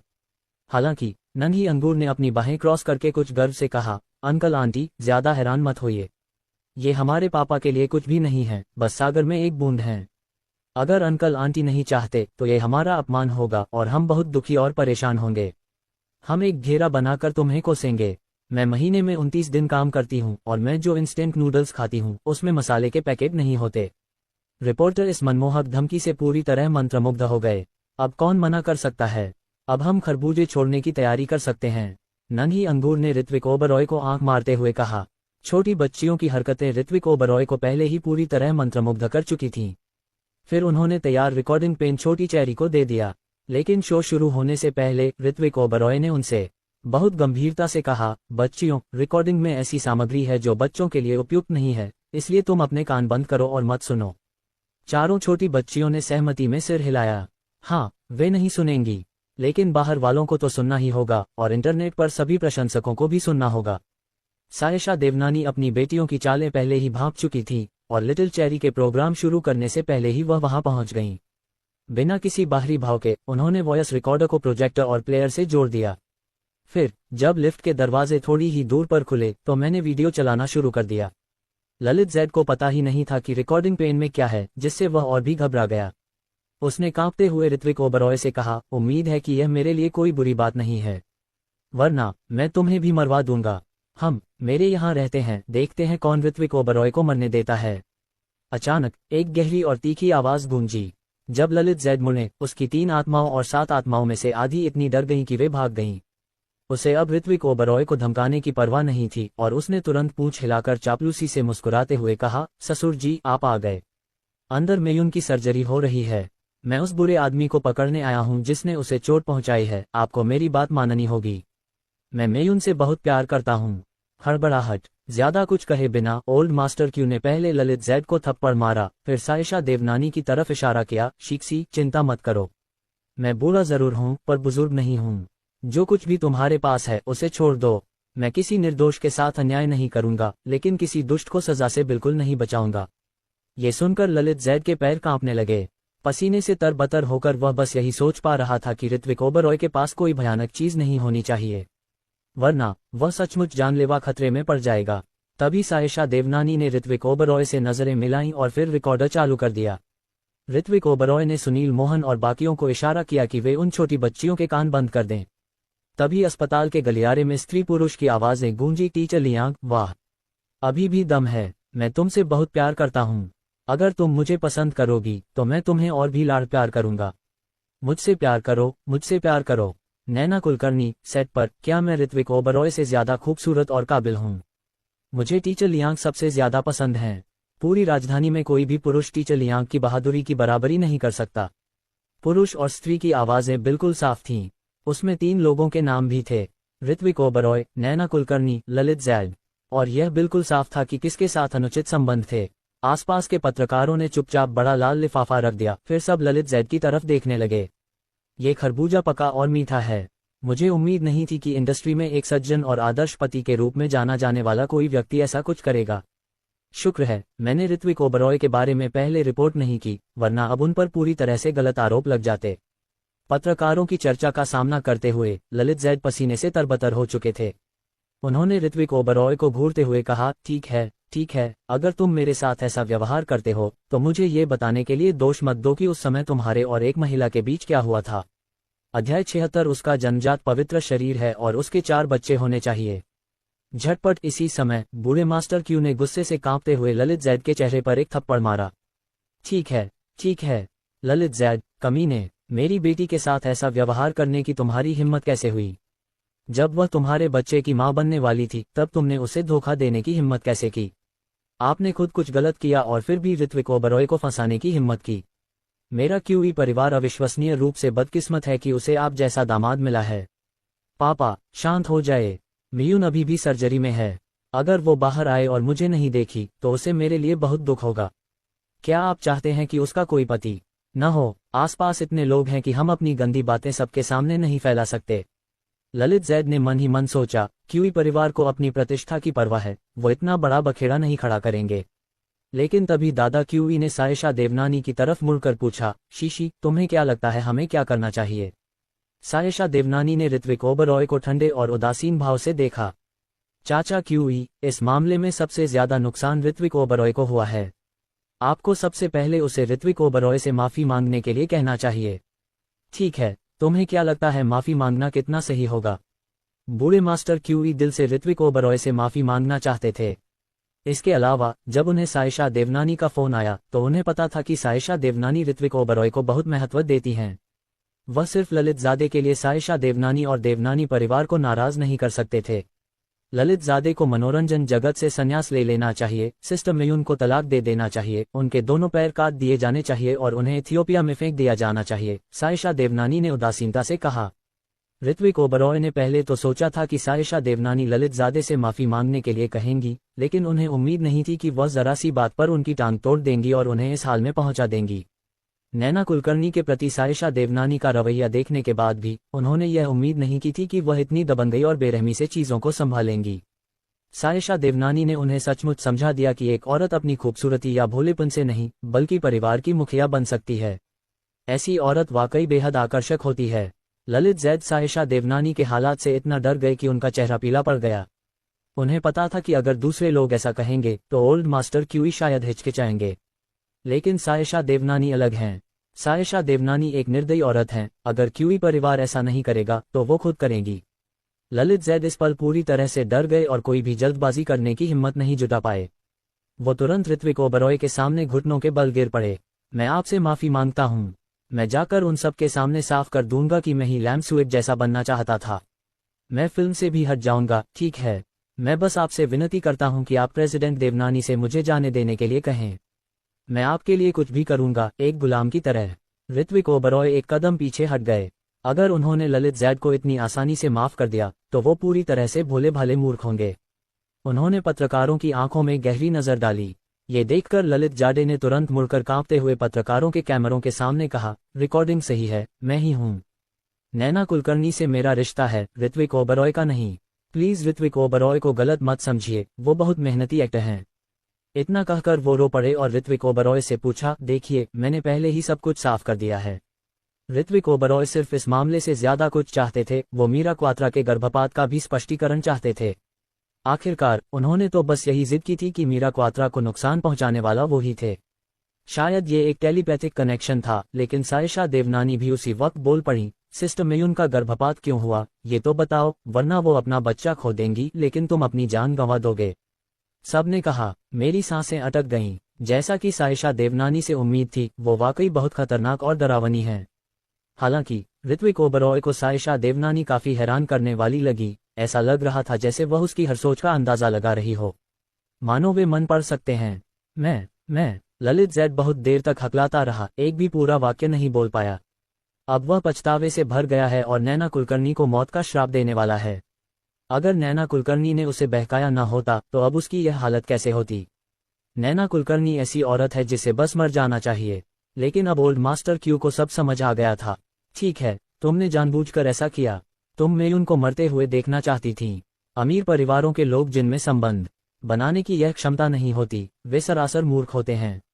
इसके अलावा ओल्ड मास्टर क्यू अभी भी व्यापार जगत में सक्रिय हैं। उन्होंने तरह तरह की अजीबोगरीब और अप्रिय चीजें देखी हैं। उन्हें बस इस बात का अफसोस था कि उन्होंने जल्दबाजी में ऐसा कदम उठाया और ऐसे आदमी की बेटी से शादी करने के लिए राजी हो गए। पिताजी, नहीं, मैंने ऐसा नहीं किया, मैं तो बस। ललित जैद ने समझाने की कोशिश की, लेकिन वह एक वाक्य भी पूरा नहीं कर पाए। उस समय क्या हुआ था, बूढ़े मास्टर क्यू को यकीन ही नहीं हो रहा था कि यह आदमी कुछ अच्छा कह सकता है। ठीक इसी समय ऑपरेशन रूम का दरवाजा खुला। डॉक्टर किरण बियानी नर्सों को अस्पताल के बिस्तर की ओर ले गईं। मीरा क्वात्रा, जो खतरे से बाहर थीं और होश में आ गई थीं, पीले चेहरे के साथ वहीं पड़ी थीं। बीवी, मुझे जल्दी से बचा लो। पापा ने कहा था कि वो मुझे मार डालेंगे। ललित जैद को मीरा क्वात्रा की सेहत की जरा भी परवाह नहीं थी, बल्कि उन्होंने मीरा क्वात्रा से पहले उन्हें बचाने के लिए कहा। किनारे खड़े ऋत्विक ओबरॉय ने सबसे पहले बात की और डॉक्टर किरण बियानी से पूछा, क्या सब ठीक रहा? जरूर, मैं मदद करूंगी। और अगर तुम बाद में और बच्चे पैदा करने के लिए कोई अच्छा आदमी ढूंढना चाहती हो तो भी कोई बात नहीं, डॉक्टर किरण बियानी ने मुस्कुराते हुए कहा। मीरा क्वात्रा ने ऑपरेशन रूम में उन्हें ये कहते सुना था कि ऋत्विक ओबरॉय उनकी मदद कर रहे हैं। ऋत्विक ओबरॉय जैसे अच्छे इंसान से उनकी मुलाकात पहले क्यों नहीं हो पाए? अगर वह किसी ऐसे भले आदमी को देखती तो ललित जैद की ओर आकर्षित नहीं होती। बीवी, ऋत्विक ओबरॉय को मत देखो, मेरी तरफ देखो, तुम्हें मुझे बचाना है। ललित जैद ने भी मीरा क्वात्रा की नजरें देखीं और वह कुछ हद तक अनिच्छुक था। लेकिन मीरा क्वात्रा को होश आने पर उसने ओल्ड मास्टर क्यू से कहा, पिताजी, मैं ऋत्विक ओबरॉय की एहसानमंद हूँ। मुझे उम्मीद है कि हमारा क्यू परिवार भविष्य में उसका एहसान चुका सकेगा। जहां तक ललित जैद की बात है, मैं उससे तलाक लेना चाहती हूँ। ठीक है पिताजी, तुम्हारे लिए इसका इंतजाम कर देंगे। ओल्ड मास्टर क्यू ने सिर हिलाया, फिर अपने आसपास खड़े पत्रकारों की ओर देखने लगे। तुम सब लॉबी में जाकर मेरे गवाह क्यों नहीं बन जाते? वह ललित जैद से सार्वजनिक रूप से निपटना चाहते हैं। बात इतनी आगे बढ़ चुकी थी कि सायशा देवनानी समझ गई थी कि न तो ऋत्विक ओबरॉय और न ही उनमें से कोई भी यहाँ रहने के लायक है। तो उसने ऋत्विक ओबरॉय की तरफ देखा और धीरे से कहा, चलो चलें। ऋत्विक ओबरॉय ने क्यूई परिवार के सदस्यों की तरफ देखा और हल्के से सिर हिलाया। अस्पताल से बाहर निकलते ही डॉक्टर किरण ब्यानी अपने सामान्य लापरवाह और गैर जिम्मेदाराना व्यवहार में लौट आए। उन्होंने ऋत्विक ओबरॉय के कंधे पर हाथ रखा और उन्हें चिढ़ाते हुए कहा, तुम और सायशा देवनानी कब से एक दूसरे के करीब आ गए? तुमने तो मुझे बताया ही नहीं। देखो, मैं इस बार खाली हाथ आया हूँ, अपनी साली के लिए कोई तोहफा नहीं लाया। ऋत्विक ओबरॉय अवाक रह गए। क्या यह आदमी इतनी लापरवाही से शब्दों का इस्तेमाल बंद नहीं कर सकता था? हालांकि सायशा देवनानी साली शब्द से खुश हुई। उन्होंने सुनील मोहन की तरफ देखा और एक बैंक कार्ड निकाला। सुनील मोहन तुरंत समझ गए कि उनके बॉस का क्या मतलब है और उन्होंने दोनों हाथों से बैंक कार्ड डॉक्टर किरण ब्यानी को थमा दिया। मैंने सुना है कि दिव्य चिकित्सक संप्रदाय के पास एक चिकित्सा सहायता फाउंडेशन योजना है जिसके लिए निवेशकों की जरूरत है। यह मेरे बॉस लियू का सच्चा प्रस्ताव है, सुनील मोहन ने समझाया। डॉक्टर किरण ब्यानी की आंखें चमक उठीं और उन्होंने मुस्कुराते हुए कहा, शुक्रिया मिस्टर लियू। मैं आपकी मेहरबानी का बदला कभी नहीं चुका सकता, इसलिए मैं अपने भाई को शादी में अपना शरीर ही दे सकता हूँ। ये कहते हुए उन्होंने ऋत्विक ओबरॉय को सीधे धक्का दे दिया। मुझे बदनाम मत करो, जो चाहो खा लो। उसकी सहनशक्ति कमाल की है, वह रात में 7-8 बार बिना पसीना बहाए ऐसा कर सकता है। ऋत्विक ओबरॉय, उसने कैसे दोस्त बनाए हैं? सायशा देवनानी ऊपर से शांत दिख रही थी, लेकिन उनके गाल असल में जल रहे थे। और वह आपको बेटा भी पैदा कर सकता है, डॉक्टर किरण ब्यानी ने कहा, फिर ज्योतिषी होने का नाटक करते हुए। मैंने 5 साल पहले उसके लिए ऐसा किया था। उसके पास एक जन्मजात दिव्य शरीर है जो एक ही बार में कई आत्माओं को निगलने में सक्षम है। तार्किक रूप से अब तक उसके 4 बच्चे हो जाने चाहिए थे। 4 बच्चे। सायशा देवनानी और छोटी बच्चियों ने एक साथ ऋत्विक ओबरॉय की ओर देखा। अध्याय 77 कितना परेशान करने वाला। ऋत्विक ओबरॉय शर्मिंदा हुए बिना नहीं रह सके। उन्होंने डॉक्टर किरण ब्यानी के कंधे पर हाथ रखा और दांत पीसते हुए कहा, बकवास मत करो। डॉक्टर किरण ब्यानी ने गंभीरता से उनकी ठुड्डी सहलाते हुए कहा, मैं ये सब नहीं बना रहा हूँ। पहाड़ छोड़ने के बाद मैंने जो पहला शकुन विचार किया था वह तुम्हारे लिए ही था। और उस समय दिखाया गया था कि अगर आपके पास 4 खजाने हो तो आपको उनकी जरूरत राजधानी में हरियाली से घिरी हुई पड़ेगी। बोलते हुए उन्होंने सायशा देवनानी की तरफ देखा और थोड़े धूर्त अंदाज में मुस्कुराते हुए कहा, अच्छा राष्ट्रपति देवनानी, आपके परिवार का बहुत बड़ा कारोबार है और बहुत सारे संपर्क हैं। क्यों न हम ऋत्विक ओबरॉय की मदद करें, उन महिलाओं को ढूंढें जो 5 साल पहले नहीं 4 साल पहले के टीवी में होस्टेस के तौर पर काम करती थी, और देखें कि क्या उनके अचानक कोई बच्चा हुआ है। अगर यह ऋत्विक ओबरॉय के वंश का है तो हमने वाकई एक नेक काम किया है। हालांकि जब उन्होंने ये कहा तो चारों छोटी बच्चियां तुरंत नाखुश हो गईं। वे अपनी बाहें क्रॉस करके उदासी वहां बड़े करीने से खड़ी थीं। कितना गुस्सा। बैकक्वोट ओ डॉक्टर किरण ब्यानी भी लोगों के हाव भाव पढ़ने में माहिर थी और उन्होंने तुरंत उस छोटी बच्ची की प्रतिक्रिया पर ध्यान दिया। बच्चियों, तुम नाखुश क्यों हो? नन्ही लाडो ने गुस्से में मोटी कोडाकिनी की तरह गाल फुलाते हुए कहा, अंकल, हम पापा के बच्चे हैं। नन्ही अंगूर ने सिर हिलाया, पापा के किसी और से बच्चे नहीं हैं, वो हमारे पापा हैं। डॉक्टर किरण ब्यानी को उम्मीद नहीं थी कि चारों छोटी बच्चियां इतनी पॉजिटिव होंगी, लेकिन यह वाकई बहुत प्यारा है। वह नीचे बैठे और चारों नन्ही बच्चियों के सिर सहलाने के लिए हाथ बढ़ाया। ठीक है, तुम ऋत्विक ओबरॉय की बेटियां हो। बस यूं कहो कि मैंने कुछ नहीं कहा। हम पापा की बेटियां हैं, इसमें कोई शक नहीं। अंकल, आप इतना लापरवाही नहीं कर सकते, नन्ही लाडो ने कहा, और आगे कहा कि बच्ची को मनाना बहुत मुश्किल है। डॉक्टर किरण ब्यानी मुस्कुराई, ऋत्विक ओबरॉय की तरफ देखा और बोली, छी, तुम्हारी इन नन्ही बच्चियों को संभालना वाकई मुश्किल है। हालांकि जैसे ही वे बात कर रही थी, जियाओ तांग्युआन के पेट में अचानक से गुर्राहट हुई। आमतौर पर अलग थलग रहने वाली नन्ही सी बच्ची अचानक शर्मिंदा हो गई। उसने अपना पेट पकड़ लिया और शर्मा गई। अरे बाप रे, पापा के सामने मुझे शर्मिंदगी उठानी पड़ी। क्या पापा सोचेंगे कि वह लालची है और उसे पालना मुश्किल है। ऋत्विक ओबरॉय जानते थे कि इतने लंबे समय तक व्यस्त रहने के बाद नन्ही बच्चियां भूखी होंगी, इसलिए उन्होंने डॉक्टर किरण बियानी की तरफ देखा और झट से जियाओ तांग्युआन को उठा लिया। अंकल को भूख लगी है। नन्ही रसगुल्ला, क्या तुम अंकल के साथ खाना चाहोगी? ऋत्विक ओबरॉय ने धीरे से कहा। छोटी रसगुल्ला ने आज्ञाकारी भाव से अपना सिर ऋत्विक ओबरॉय के कंधे पर टिका दिया और धीरे से बोली, मैं अपने पिता से सबसे अधिक प्यार करती हूँ। पापा वाकई लड़कियों के दिलों को समझते हैं और जानते हैं कि उनका ख्याल कैसे रखना है। इसलिए ग्रुप ने पहले वापस जाकर खाना खाने का फैसला किया। डॉक्टर किरण बियानी को उन 4 छोटी बच्चियों में बहुत दिलचस्पी थी, इसलिए उन्होंने दांत पीसते हुए उनके पास जाकर उनके साथ खाना खाने की इच्छा जताई। उन्होंने रास्ते में उन छोटी बच्चियों की कई तस्वीरें भी लीं और उन्हें दिव्य चिकित्सक संप्रदाय के ग्रुप चैट में पोस्ट कर दिया। वहां दिव्य चिकित्सक संप्रदाय के सभी लोग तस्वीर में दिख रही 4 छोटी बच्चियों में बहुत रुचि ले रहे थे। बड़ी बहन, आपने भी देखा? डॉक्टर ईशा बियानी उत्साह से अपना फोन पकड़े हुए डॉक्टर यामी बियानी के कमरे में घुस गईं। उसी समय डॉक्टर यामी बियानी 4 छोटी बच्चियों की तस्वीरें देख रही थीं। उन्हें वे प्यारी लगीं, लेकिन उनके दिमाग में मेरे गुरु द्वारा पहले की गई एक भविष्यवाणी ज्यादा आई। इसलिए उन्होंने अपनी छोटी बहन से कहा, क्या तुम्हें याद है कि गुरु ने पहले ऋत्विक ओबरॉय की प्रेम समस्याओं और उसके साथ 4 फीनिक्स सितारों के होने के बारे में क्या कहा था? बड़ी बहन, आपको तो नहीं लगता कि ये 4 प्यारे बच्चे उसके फीनिक्स स्टार हैं, है ना? ये तो इतने छोटे हैं, ऐसा कैसे हो सकता है? डॉक्टर ईशा बियानी को यकीन नहीं हुआ, बस यही सोच रही थी कि उनकी बड़ी बहन को ऋत्विक ओबरॉय की बहुत याद आती होगी। हालांकि डॉक्टर यामी बियानी मुस्कुराई, सिर हिलाया और बोली, महत्वाकांक्षा की कोई उम्र नहीं होती, और इसके अलावा आह चेंग को उन लोगों से हिसाब किताब करना होगा। उन लोगों के बारे में सुनकर डॉक्टर ईशा बियानी के चेहरे पर भी गंभीरता आ गई। वे जानती थीं कि ऋत्विक ओबरॉय इतने सालों से यही सब झेल रहे हैं। वे नहीं चाहती थीं कि ऋत्विक ओबरॉय अपनी भावनाओं को दबाते रहें। बड़ी बहन, चलो पहाड़ से नीचे चलते हैं। हम लाओची को ढूंढने जा सकते हैं और देख सकते हैं कि आह चेंग मनोरंजन जगत में कितना अच्छा कर रहा है। डॉक्टर ईशा बियानी बहुत समय से पहाड़ से नीचे जाना चाहती थी, और अब जब उन्हें मौका मिला है तो वे इसे कैसे जाने दे सकती थीं। डॉक्टर यामी बियानी हालांकि 4 फीनिक्स सितारों के भविष्य सूचक चिन्ह के बारे में सोचती रहीं। ऋत्विक ओबरॉय और उन 4 लड़कियों के बीच आखिर क्या रिश्ता है?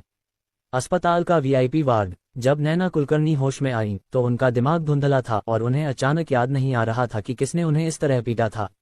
लेकिन पराग वालिया को देखते ही वह फूट फूट कर रो पड़ी। खन्ना भाई, मैंने वही किया जो आपने कहा था। मैं ऋत्विक ओबरॉय को फंसाने वाली थी, लेकिन मुझे उम्मीद नहीं थी कि यह इस तरह होगा। खन्ना भाई, आपको बदला लेने में मेरी मदद करनी होगी। पराग वालिया को इस बात से थोड़ी चिढ़ हुई कि नैना कुलकर्णी का किसी के साथ रिश्ता था और उसे रिकॉर्ड किया गया था। उसने उसकी ठुड्डी पर चुटकी ली और चिढ़कर बोला, तुम्हें ऐसा कहने की हिम्मत कैसे हुई? देखो तुम कितनी गंदी हो। नैना कुलकर्णी को तुरंत लगा कि उसके साथ अन्याय हुआ है। खन्ना भाई, तुम भी बिल्कुल पाक साफ नहीं हो। तुम्हारा तो लाइव स्ट्रीम भी हुआ था। इस बार तुम्हें उत्कृष्ट युवा पुरस्कार कैसे मिल गया? पराग वालिया का चेहरा तुरंत बेहद भयावह हो गया। तुमने अब भी मुझसे इस बात का जिक्र करने की हिम्मत की? वह साल भर नदी किनारे टहलता रहता है, लेकिन उसने कभी सोचा भी नहीं था कि इस बार उसके जूते भीग जाएंगे। मुझे इस तरह फंसाया गया। और तो और उन अमीर औरतों ने उसे जो सताया था उसके बारे में सोचकर ही वह बेहद असहज हो गया। लेकिन इससे पहले कि वह नैना कुलकर्णी को पीट पाता, वार्ड का दरवाजा खुल गया। महेंद्र ओबरॉय ने नैना कुलकर्णी की स्थिति के बारे में सुना था और उससे बात करना चाहते थे। उन्हें सुझाव दिया कि वह पराग वालिया से रिश्ता तोड़ने पर विचार करें। अचानक पराग वालिया भी वहां मौजूद था। पराग वालिया महेंद्र ओबरॉय के मन की बात समझ गए, लेकिन उन्हें पता था कि उन्हें भावनाओं और वफादारी के साथ एक नेक इंसान की भूमिका निभानी होगी। इसलिए उन्होंने पहले कहा, पिताजी, ऋत्विक ओबरॉय पर नाराज मत होइए।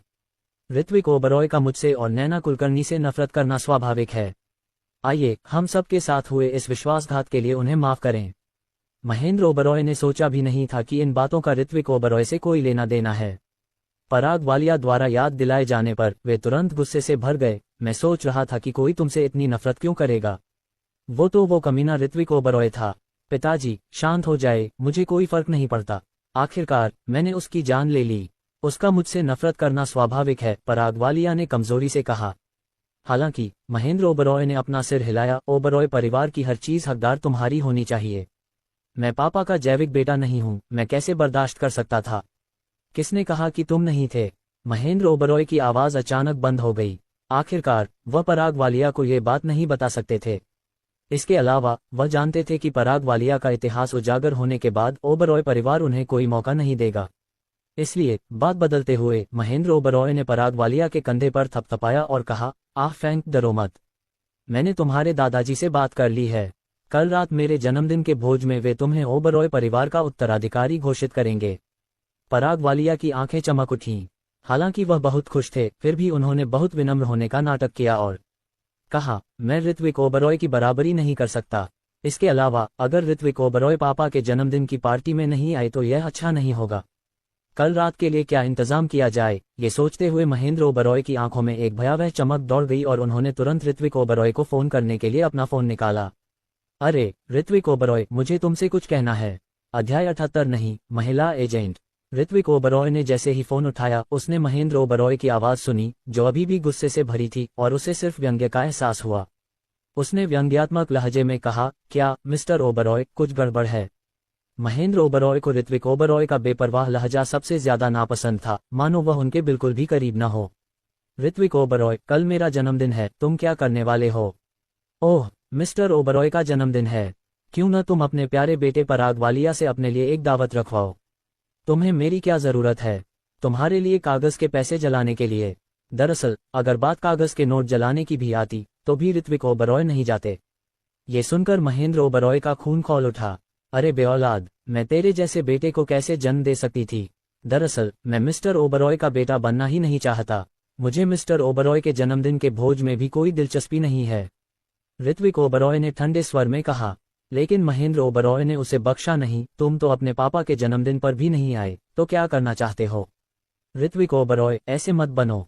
बगल में खड़े पराग वालिया ने मौके का फायदा उठाकर अपने फोन में आग भड़का दी। अगर तुम नहीं आए तो कल पापा बहुत दुखी होंगे, और कल का कार्यक्रम हमारे ओबरॉय परिवार की संपत्ति के बंटवारे से जुड़ा है।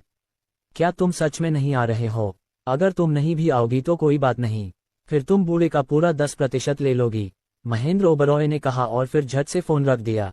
ऋत्विक ओबरॉय को शुरू में महेंद्र ओबरॉय के जन्मदिन के भोज की कोई परवाह नहीं थी, लेकिन वह इन शेयरों को नजरअंदाज भी नहीं कर सकते थे। कोने में खड़ी यामिनी ओबरॉय भी डरते डरते पास आईं। उन्होंने धीरे से होंठ भींचे, आह भरी और कहा, भाई चेंग, ये चाचा का जन्मदिन का भोज है न? हालांकि वह घर नहीं गईं, लेकिन ओबरॉय परिवार ने उनसे पहले ही एक उपहार तैयार करने का आग्रह कर दिया था।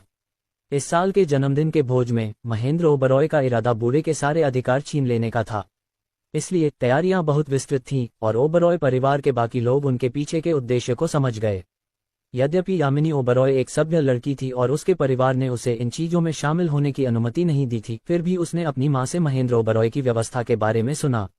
अब जब उसने महेंद्र ओबरॉय को ऋत्विक ओबरॉय को पुकारते देखा तो उसे चिंता होने लगी। ऋत्विक ओबरॉय को सिर हिलाते देख यामिनी ओबरॉय घबरा कर बोली, मेरी मां ने कहा कि मेरे चाचा मेरे दादाजी को निदेशक मंडल से हटाकर परिवार की सारी शक्ति उन्हें देना चाहते थे। यहां तक कि वे मेरे दादाजी के 20% शेयरों में से कुछ हिस्सा उन्हें और पराग वालिया को देना चाहते थे। भाई चेंग, मुझे पता है कि तुम चाचाजी को पसंद नहीं करते और ओबरॉय परिवार के मामलों में दखल नहीं देना चाहते, लेकिन दादाजी के शेयर पराग वालिया को नहीं दिए जा सकते। ऋत्विक ओबरॉय ने भौहें चढ़ाईं। ये सही है, ओबरॉय परिवार के शेयर पराग वालिया को बिल्कुल नहीं दिए जाने चाहिए। फिर यामिनी ओबरॉय ने कुछ और बात कही, जिससे ऋत्विक ओबरॉय को ओबरॉय परिवार के भोज में शामिल होना पड़ा। भाई चेंग, एक बात है, मुझे हाल ही में पता चला, जब तुम पैदा हुए थे तब ओबरॉय परिवार ने एक शेयर हस्तांतरण समझौता किया था। दादाजी की मूल योजना तुम्हें ओबरॉय परिवार की 60% संपत्ति देने की थी, और उनके 20% शेयर भी तुम्हारे होते। लेकिन उस समय मेरे चाचा ने कहा था कि तुम अभी बच्चे ही हो। इतनी जल्दी ये सब करवाना बाहरी लोगों को ये बताने जैसा होगा कि तुम परिवार के मुखिया हो, जिससे आसानी से मुसीबत खड़ी हो सकती है। दादाजी ने तब हस्तांतरण का दस्तावेज रख दिया, लेकिन उनका मन नहीं बदला। उन्होंने कहा कि ओबरॉय परिवार की कम से कम आधी संपत्ति तुम्हारी होनी चाहिए। यामिनी ओबरॉय को इस व्यवस्था के बारे में तब पता चला जब वह वृद्धाश्रम में उस बूढ़े व्यक्ति से मिलने गईं। यामिनी ओबरॉय के अनुसार ऋत्विक ओबरॉय इस पीढ़ी के ओबरॉय परिवार के इकलौते जैविक पुत्र हैं, इसलिए ऋत्विक ओबरॉय को ही पूरी पारिवारिक संपत्ति का उत्तराधिकारी बनना चाहिए। लेकिन महेंद्र ओबरॉय हमेशा चाहते थे कि पराग वालिया ऋत्विक ओबरॉय की जगह लें, जो बहुत अजीब था। और मेरी मां ने कहा, जब तुम्हारा वह एक्सीडेंट हुआ था तो ऐसा नहीं लगा था कि यह तुम्हारे दुश्मनों ने रचा था, ऐसा लग रहा था कि यह ओबरॉय परिवार ने रचा था। एक और बात थी जिसका जिक्र यामिनी ओबरॉय ने नहीं किया। उन्हें और उनके माता पिता दोनों को शक था कि महेंद्र ओबरॉय ने ही यह सब किया है, क्योंकि अगर परिवार की ज्यादातर संपत्ति ऋत्विक ओबरॉय को दे दी जाए तो महेंद्र ओबरॉय के बेटों के पास पारिवारिक व्यवसाय संभालने का कोई मौका नहीं होगा। इसलिए महेंद्र ओबरॉय का मकसद सबसे मजबूत था। ऋत्विक ओबरॉय ये सुनकर चुप हो गए। उन्हें असल में शक था कि उनका पहाड़ों पर भेजा जाना उतना आसान नहीं था जितना लग रहा था। वरना जब ओबरॉय परिवार उन्हें बाद में वापस ले गया तो उन सारे संयोगों को आप कैसे समझाएंगे? इसके अलावा अगर परिवार की संपत्ति उनकी है तो वे उसे क्यों देंगे? वे कोई संत नहीं हैं। शुक्रिया मिंग मैंग, मैं कल जरूर जाऊंगा। ऋत्विक ओबरॉय ने यामिनी ओबरॉय के कंधे पर थपथपाया और मुस्कुराते हुए सिर हिलाया। यामिनी ओबरॉय ने राहत की सांस ली। भाई चेंग उसके साथ थे, अब वह उतनी डरी हुई नहीं थी। हालांकि कल की जन्मदिन पार्टी और उपहार तैयार करने की जरूरत के बारे में सोचते हुए यामिनी ओबरॉय ने जल्दी से कहा, भाई चेंग, मैंने चेहंगक्सुआन से 2 पेंटिंग ऑर्डर की हैं। मैं आपको एक दे दूंगी ताकि हम इसे जन्मदिन की पार्टी में ले जा सकें। इस तरह आपको उपहार तैयार नहीं करना पड़ेगा। ऋत्विक ओबरॉय पहले खाली हाथ जाने वाले थे, लेकिन यामिनी ओबरॉय ने सब कुछ तैयार कर रखा था, इसलिए उन्होंने इसे साथ लाने का फैसला किया। सुबह सुबह सायशा देवनानी के अध्ययन कक्ष में रूहान देवनानी 4 छोटी लड़कियों को दबे पांव अंदर ले गए। एक वयस्क और 4 बच्चे एक पंक्ति में बड़े करीने से बैठे थे। उन्होंने एक भी आवाज निकालने की हिम्मत नहीं की। सायशा देवनानी ने उन्हें अंदर आते ही देख लिया था।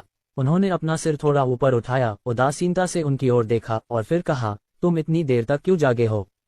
क्या कुछ गड़बड़ है? नन्ही लाडो ने रूहान देवनानी की ओर इशारा करते हुए गंभीरता से कहा, मम्मी, भाई रूहान कुएं की छत चुराना चाहता है। सायशा देवनानी झुंझला उठी। आखिरकार उन्होंने हाथ में पकड़ा दस्तावेज नीचे रख दिया, हाथ जोड़कर आगे की ओर झुकी और आलस से बोली, अगर तुम 3 मिनट में नहीं समझा सकती तो तुम बाहर निकल जाओ। देखो, मैंने कहा था न, तुम्हारी मम्मी बहुत खूंखार हैं। रूहान देवनानी ने आह भरी, फिर उनकी पीठ के पीछे से एक दस्तावेज निकाला। चारों छोटी बच्चियों ने एक एक दस्तावेज निकाला। चारों बच्चे, एक वयस्क और 4 बच्चे, एकदम एक सुर में आगे बढ़े और आखिरकार सायशा देवनानी के सामने खड़े हो गए। उन्होंने एक साथ जो चीज अपने हाथ में पकड़ी थी उसे सायशा देवनानी की मेज पर धकेल दिया। सायशा देवनानी ने उस पर नजर डाली, फिर ऊपर देखा और पूछा, यह क्या है? रूहान देवनानी ने हाथ उठाया, आंटी को रिपोर्ट कर रही हूँ, ये हमारे द्वारा तैयार किए गए एजेंट उम्मीदवार हैं। पफ और मेरे अपने अपने उम्मीदवार हैं। हम अभी एक गतिरोध पर हैं और अब फैसला आपको लेना है आंटी कि आपको कौन सबसे उपयुक्त लगता है। सायशा देवनानी को तब एहसास हुआ कि चारों बच्चे सोने के बजाय पूरी रात इन्हीं बातों में लगे रहे थे। फिर उन्होंने लापरवाही से रूहान देवनानी द्वारा तैयार किया गया दस्तावेज उठाया और उस पर तस्वीर देखी। औरत, सायशा देवनानी का स्वर काफी ठंडा हो गया। रूहान देवनानी ने सिर हिलाया, हाँ, वह दुनिया की सबसे प्रसिद्ध महिला एजेंट हैं, बेहद काबिल और पैनी नजर वाली। उन्होंने जिन भी पुरुष आदर्शों को प्रशिक्षित किया है वे विश्वस्तरीय प्रतिभा वाले हैं। इसलिए मुझे लगता है कि मेरे चाचा के एजेंट के रूप में ऐसे व्यक्ति का होना आसान और देखने में सुखद है। सायशा देवनानी ने दस्तावेज को एक गेंद की तरह मोड़ा, कूड़ेदान में फेंक दिया और ठंडे स्वर में कहा, क्या आपको लगता है कि ऋत्विक ओबरॉय को अपनी जिंदगी में दूसरी औरतों की जरूरत है? ये गहरी ईर्ष्या। रूहान देवनानी ने सूंघते हुए कहा, ठीक है, मम्मी पापा सही कह रहे हैं। मेरी मौसी के पति के लिए पति चुनते समय महिलाओं को सबसे पहले बाहर रखा जाना चाहिए। हो सके तो मादा मच्छरों को उसके चाचा के घर से दूर ही रहना चाहिए। मम्मी, तो फिर मेरी सिफारिश पर एक नजर डालो, नन्ही लाडो ने मुस्कुराते हुए कहा और अपनी पसंद की सिफारिश करने लगी। अध्याय 79 तुम्हारे आदमी को धमकाया गया। जब सायशा देवनानी ने अपनी बेटी की उम्मीद भरी नन्ही आंखों से मुलाकात की तो उसने सबसे पहले दस्तावेज उठाया। तस्वीर एक पुरुष की थी, मुश्किल से देखने लायक। नन्ही लाडो ने गंभीरता से कहा, मम्मी, यह आर्सेन बहुत अनुभवी है। इसे मशहूर हस्तियों की स्टाइलिंग के बारे में भी पता है। खास बात यह है कि इसने पहले एक अंतर्राष्ट्रीय सुपरस्टार के साथ काम किया है।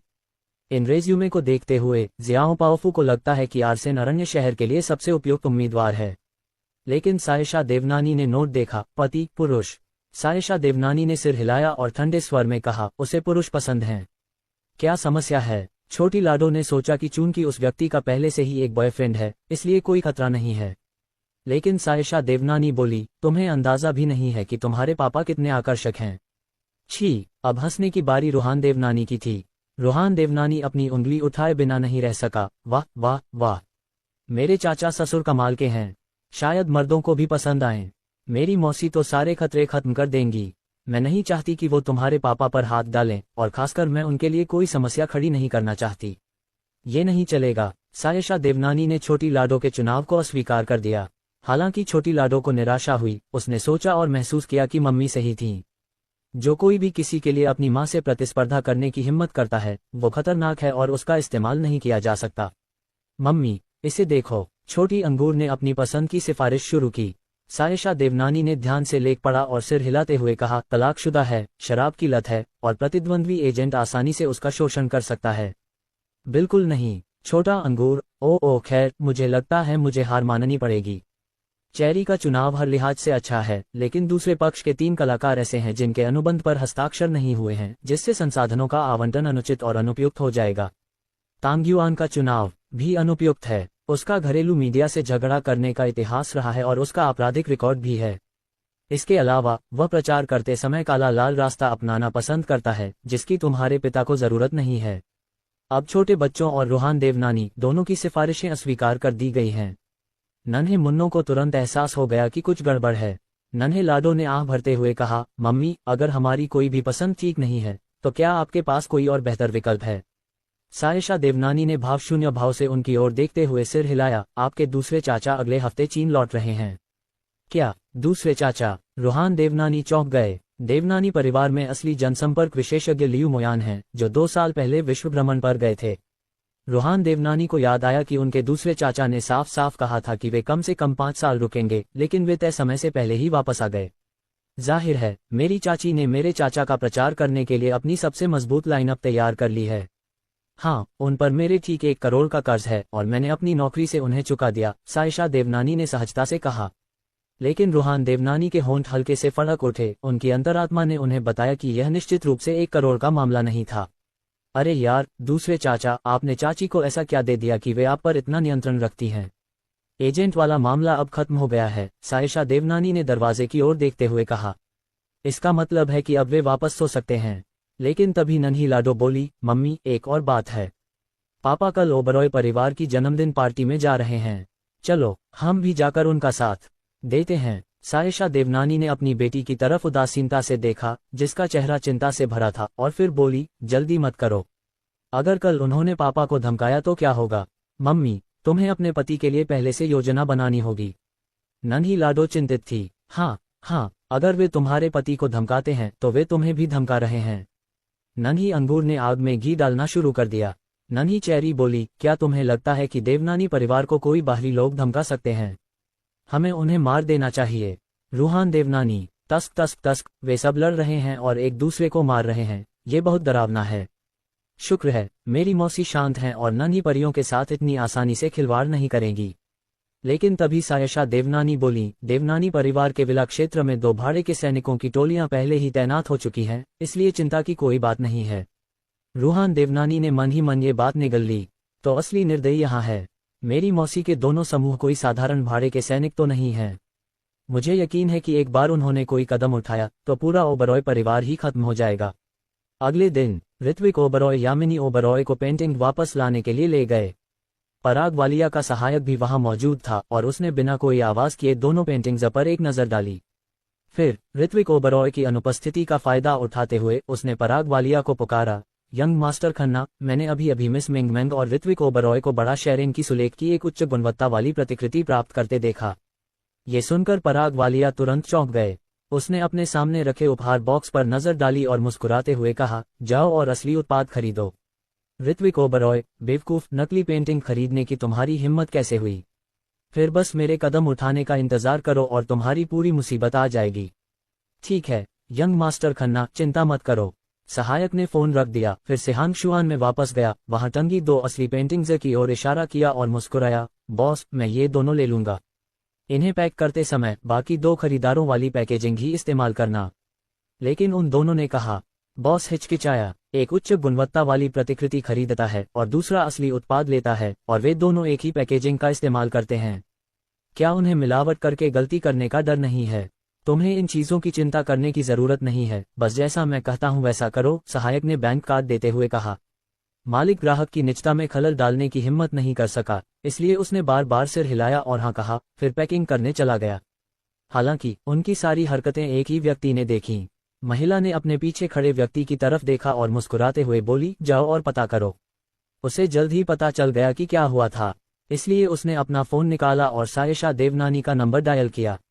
शीशी, मैं हूँ, मुझे तुम्हारे साथ कुछ जानकारी साझा करनी है। क्या तुम चाहती हो? महिला का स्वर कुछ सुस्त था। नानकसी, तुम कहना क्या चाहती हो? सायशा देवनानी का धैर्य जवाब दे रहा था। नानकसी हंसी, उफ, अब भी पहले जैसा ही बोरिंग है। कम से कम मैं तुम्हें जानती हूँ। समय सुबह के 11:30 बज रहे थे, लोकेशन सिहांग शुआन थी और घटना ये थी। मैंने किसी को देखा जो तुम्हारे आदमी के साथ छेड़छाड़ करने की कोशिश कर रहा था। अगर तुम अपने आदमी की मदद करना चाहती हो तो मुझे 50 का डीएम भेजो, मुझे KFC क्रेजी थर्सडे का मजा दो और मैं तुम्हें सब कुछ बता दूंगी। बाइट, इसमें 10 सेकंड से भी कम समय लगा। नानकसी को अपने फोन पर एक संदेश मिला कि उसके बैंक खाते में 500,000 युआन जमा हो गए हैं। नानकसी इतनी जोर से मुस्कुराई कि उसकी आंखें सिकुड़ गईं। ठीक है, जैसी तुमसे उम्मीद थी। अपना पता दे दो, मैं तुम्हें ढूंढने आती हूँ और हम आमने सामने बात कर सकते हैं। शाम 7 बजे, ओबरॉय परिवार का पर्पल रॉयल मैनर। इस बार महेंद्र ओबरॉय परिवार के मुखिया पर पराग वालिया को सब कुछ देने के लिए मजबूर करना चाहते थे, इसलिए उन्होंने ओबरॉय परिवार से जुड़े हर वर्ग के लोगों को आमंत्रित किया। उन्होंने पराग वालिया के प्रबंधन वाले जियू मैनर में जन्मदिन का भोज रखा। भोज शुरू होने से पहले ही बाहर पार्किंग में तरह तरह की लग्जरी कारें खड़ी हो गई थीं। नौकर चाकर काम के बोझ तले दबे हुए थे और सभी इस बात पर अचंभित थे कि ओबरॉय परिवार अब पहले से कितना ज्यादा समृद्ध हो गया है। लोगों को भी लगा कि यह पराग वालिया की वजह से आई खुशकिस्मती है। हाल के वर्षों में पराग वालिया ने ओबरॉय परिवार के व्यवसाय को बहुत अच्छी तरह से प्रबंधित किया है, जो वास्तव में ईर्ष्या करने योग्य है।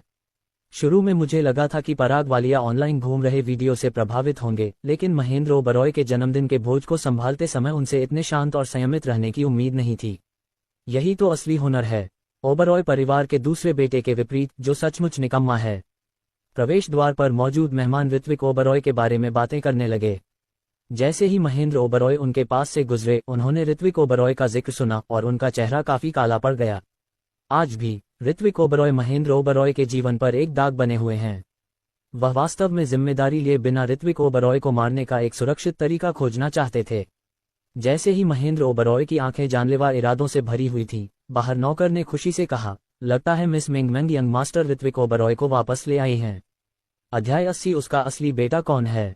ये सुनकर महेंद्र ओबरॉय ने नौकरानी को घूर कर देखा और गुर्राते हुए कहा, ओबरॉय परिवार में सिर्फ एक ही जवान मालिक है, पराग वालिया। कोई और जवान मालिक कहलाने लायक नहीं। नौकरानी अचंभित रह गई, फिर सिर झुकाकर बोली, जी हाँ साहब, मैं गलत थी। दोनों बेटे हैं, तो ऋत्विक ओबरॉय का सगा बेटा दत्तक पुत्र से कमतर क्यों है? नौकर होने के नाते वे भी इसे ठीक से समझ नहीं पाए। ठीक है पापा, आज आपका जन्मदिन है, इतनी जल्दी नाराज मत होइए। वैसे भी उन्होंने कुछ गलत नहीं किया। ऋत्विक ओबरॉय चाहे कितना भी बुरा क्यों न हो, वह ओबरॉय परिवार का सदस्य है। वह मेरी माँ का भी अपना बेटा है, हम उसे दुखी नहीं होने दे सकते। पराग वालिया ने जानबूझकर कहा। कविता ओबरॉय वहां पहुंची और अचानक ये शब्द सुनकर तुरंत भड़क गईं। ऋत्विक ओबरॉय मेरा बेटा नहीं है, मेरा इतना बेहुदा बेटा नहीं है। लेकिन माँ, वो तो पहले ही बाहर जा चुका है। पराग वालिया ने परेशान स्वर में कहा, हम उसे यूं ही बाहर भेजकर उसके अच्छे इरादों पर पानी नहीं फेर सकते। कविता ओबरॉय नहीं चाहती थी कि ऋत्विक ओबरॉय अंदर आकर उन्हें शर्मिंदा करें। आखिरकार ऋत्विक ओबरॉय अब कंगाल हो गए हैं और उनका आपराधिक रिकॉर्ड भी है। अगर दूसरी महिलाएं अपनी बातचीत में इस बारे में बात करेंगी तो उनकी इज्जत गिर जाएगी। वो ऐसा नहीं चाहती थीं। इसके अलावा पराग वालिया का पालन पोषण उनके ही हाथों हुआ था और वो सालों से उनके लिए आज्ञाकारी रहे हैं, उनके लिए कई अच्छी चीजें खरीदते रहे हैं। ऋत्विक ओबरॉय के उलट, जिसने अपनी जैविक मां के प्रति कभी भी पुत्रवत श्रद्धा नहीं दिखाई। नहीं, ऋत्विक ओबरॉय को आज की जन्मदिन की पार्टी में बिल्कुल भी आने की इजाजत नहीं है। अपने पति के विचारों को नजरअंदाज करते हुए कविता ओबरॉय गुस्से से बाहर निकल गईं। मैं इस कचरे को बाहर निकाल दूंगी। ये देखकर कि कविता ओबरॉय वास्तव में ऋत्विक ओबरॉय के उकसावे पर उनके लिए परेशानी खड़ी करने निकली थी, पराग वालिया को आत्मसंतुष्टि महसूस हुई। ऋत्विक ओबरॉय, आज रात तुम्हारी बेइज्जती की रात बनने वाली है। तुम बस मुसीबत में पड़ने का इंतजार कर रहे हो। पार्किंग। दरअसल यामिनी ओबरॉय थोड़ी घबराई हुई थीं। उन्होंने सावधानी से अंदर देखा, सिर नीचे किया और कहा, मेरे चाचा और बाकी लोग अभी भी मेरे साथ जो हुआ उससे नाराज हैं, वरना मैं अंदर नहीं जाती। हालांकि उनकी मां ने उन्हें अंदर जाने देने की जिद की, लेकिन उनकी हिम्मत नहीं हुई। उन्हें तो ये भी डर था कि पराग वालिया उन चीजों का इस्तेमाल करके उन्हें धमकाएंगे। ऋत्विक ओबरॉय ने यामिनी ओबरॉय के कंधे पर थपथपाया और कहा, तुम्हें किस बात का डर है? तुमने ओबरॉय परिवार के साथ कोई गलत नहीं किया। अगर तुम अंदर भी जाओगी तो हमें कोई डर नहीं है। मैं अभी भी बहुत गंदी हूँ, यामिनी ओबरॉय ने बेचैनी से कहा। ऋत्विक ओबरॉय ने उनकी तरफ देखा और कहा, असली गंदे तो वे ही हैं। तुम तो साफ सुथरी हो, उनमें से किसी से भी ज्यादा साफ। भाई चेंग, यामिनी ओबरॉय इतनी भावुक हो गईं कि उनकी आंखों से आंसू बहने लगे। तभी कविता ओबरॉय आक्रामक होकर बाहर निकलीं। ऋत्विक ओबरॉय, तुम्हें आज रात यहाँ आने की इजाजत किसने दी? कविता ओबरॉय ने गुस्से से पूछा।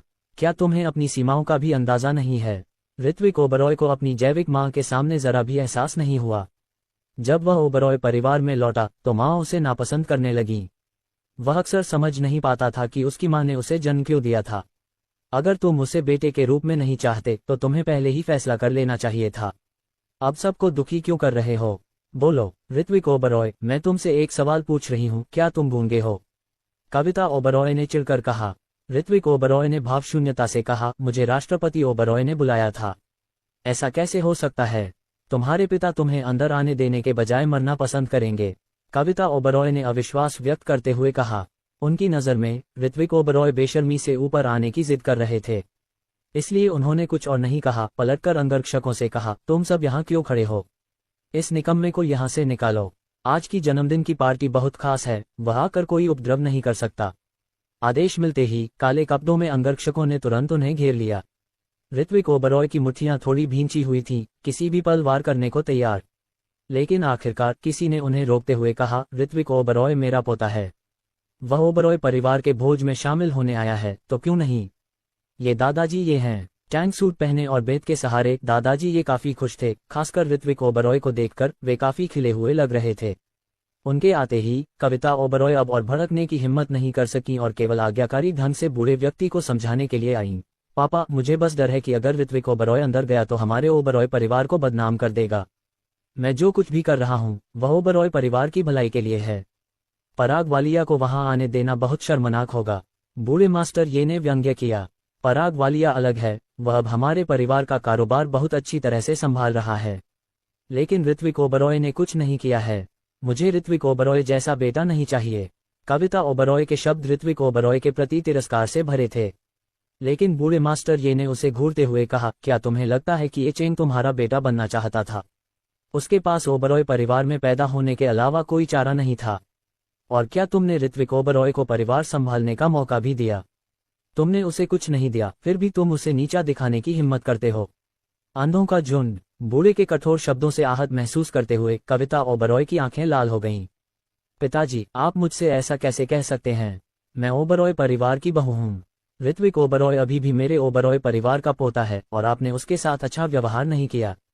ये कहने के बाद बूढ़े मास्टर ये कविता ओबरॉय से और बात करने के लिए बहुत आलसी हो गए। वे स्थिर होकर ऋत्विक ओबरॉय की ओर बढ़े। उनकी पिछली कठोरता बिना किसी निशान के गायब हो गई, उसकी जगह दयालुता ने ले ली। अचेंग, दादाजी के साथ अंदर आओ। बूढ़े व्यक्ति के चेहरे पर, जो पूरी तरह से उनके प्रति समर्पित था, देखकर ऋत्विक ओबरॉय भावुक हो गए। उन्होंने उनका हाथ थाम लिया और कहा, दादाजी, आपको परेशान करने के लिए मुझे माफ करना। ये सब मेरी गलती है दादाजी। इतने सालों से मेरी सेहत खराब रही है और मैं ओबरॉय परिवार में आपका साथ नहीं दे पाया। दादाजी ये बोलते बोलते 2 बार खांसे। फिर उन्होंने कविता ओबरॉय को गहरी नजर से देखा और कहा, लेकिन इस बार चिंता मत करो। दादाजी तुम्हारे उत्तराधिकारी होने की घोषणा करेंगे और तुम्हें ओबरॉय परिवार का सच्चा युवा स्वामी बनाएंगे। इन शब्दों ने कविता ओबरॉय को चौंका दिया। उसने अविश्वास से दादाजी ये को देखा। क्या पराग वालिया को उत्तराधिकारी नहीं होना चाहिए था? हम ऋत्विक ओबरॉय को कैसे दे सकते हैं? नहीं, हम ऋत्विक ओबरॉय को बढ़त हासिल नहीं करने दे सकते, वरना ऋत्विक ओबरॉय हक के लिए अपनी ही मां से बदला जरूर लेगा। कविता ओबरॉय ने एक पल सोचा, लेकिन कुछ और कहने की हिम्मत नहीं हुई। उसने अपना सिर नीचे किया और तेजी से बैंक्वेट हॉल की ओर चल पड़ी। उसे महेंद्र ओबरॉय से कोई हल निकालना था। उसी समय विस्तारित लिंकन के अंदर नन्ही लाडो ने अपना सिर झुकाया और सायशा देवनानी की ओर देखा। मम्मी, क्या तुमने नहीं कहा था कि तुम आज ओवरटाइम कर रही हो और मुझे पापा की चिंता करने की जरूरत नहीं है? यह अभी भी नियंत्रण से बाहर क्यों है? देखिए भाइयों, मैं इतनी मेहनत से आपके लिए मज़ेदार और शानदार एपिसोड बनाता हूं, लेकिन जब आप चैनल को सब्सक्राइब नहीं करते हैं तो एपिसोड डालने में वो मज़ा नहीं आता है। Folded hands. अगर आप चाहते हैं कि मैं ऐसे ही ज़बरदस्त कंटेंट लाता रहूं, तो प्लीज़ अभी नीचे जाए और वो सब्सक्राइब का बटन दबाकर मेरे परिवार का हिस्सा बनिए। आपका एक सब्सक्रिप्शन मेरे लिए बहुत बड़ी बात है। धन्यवाद।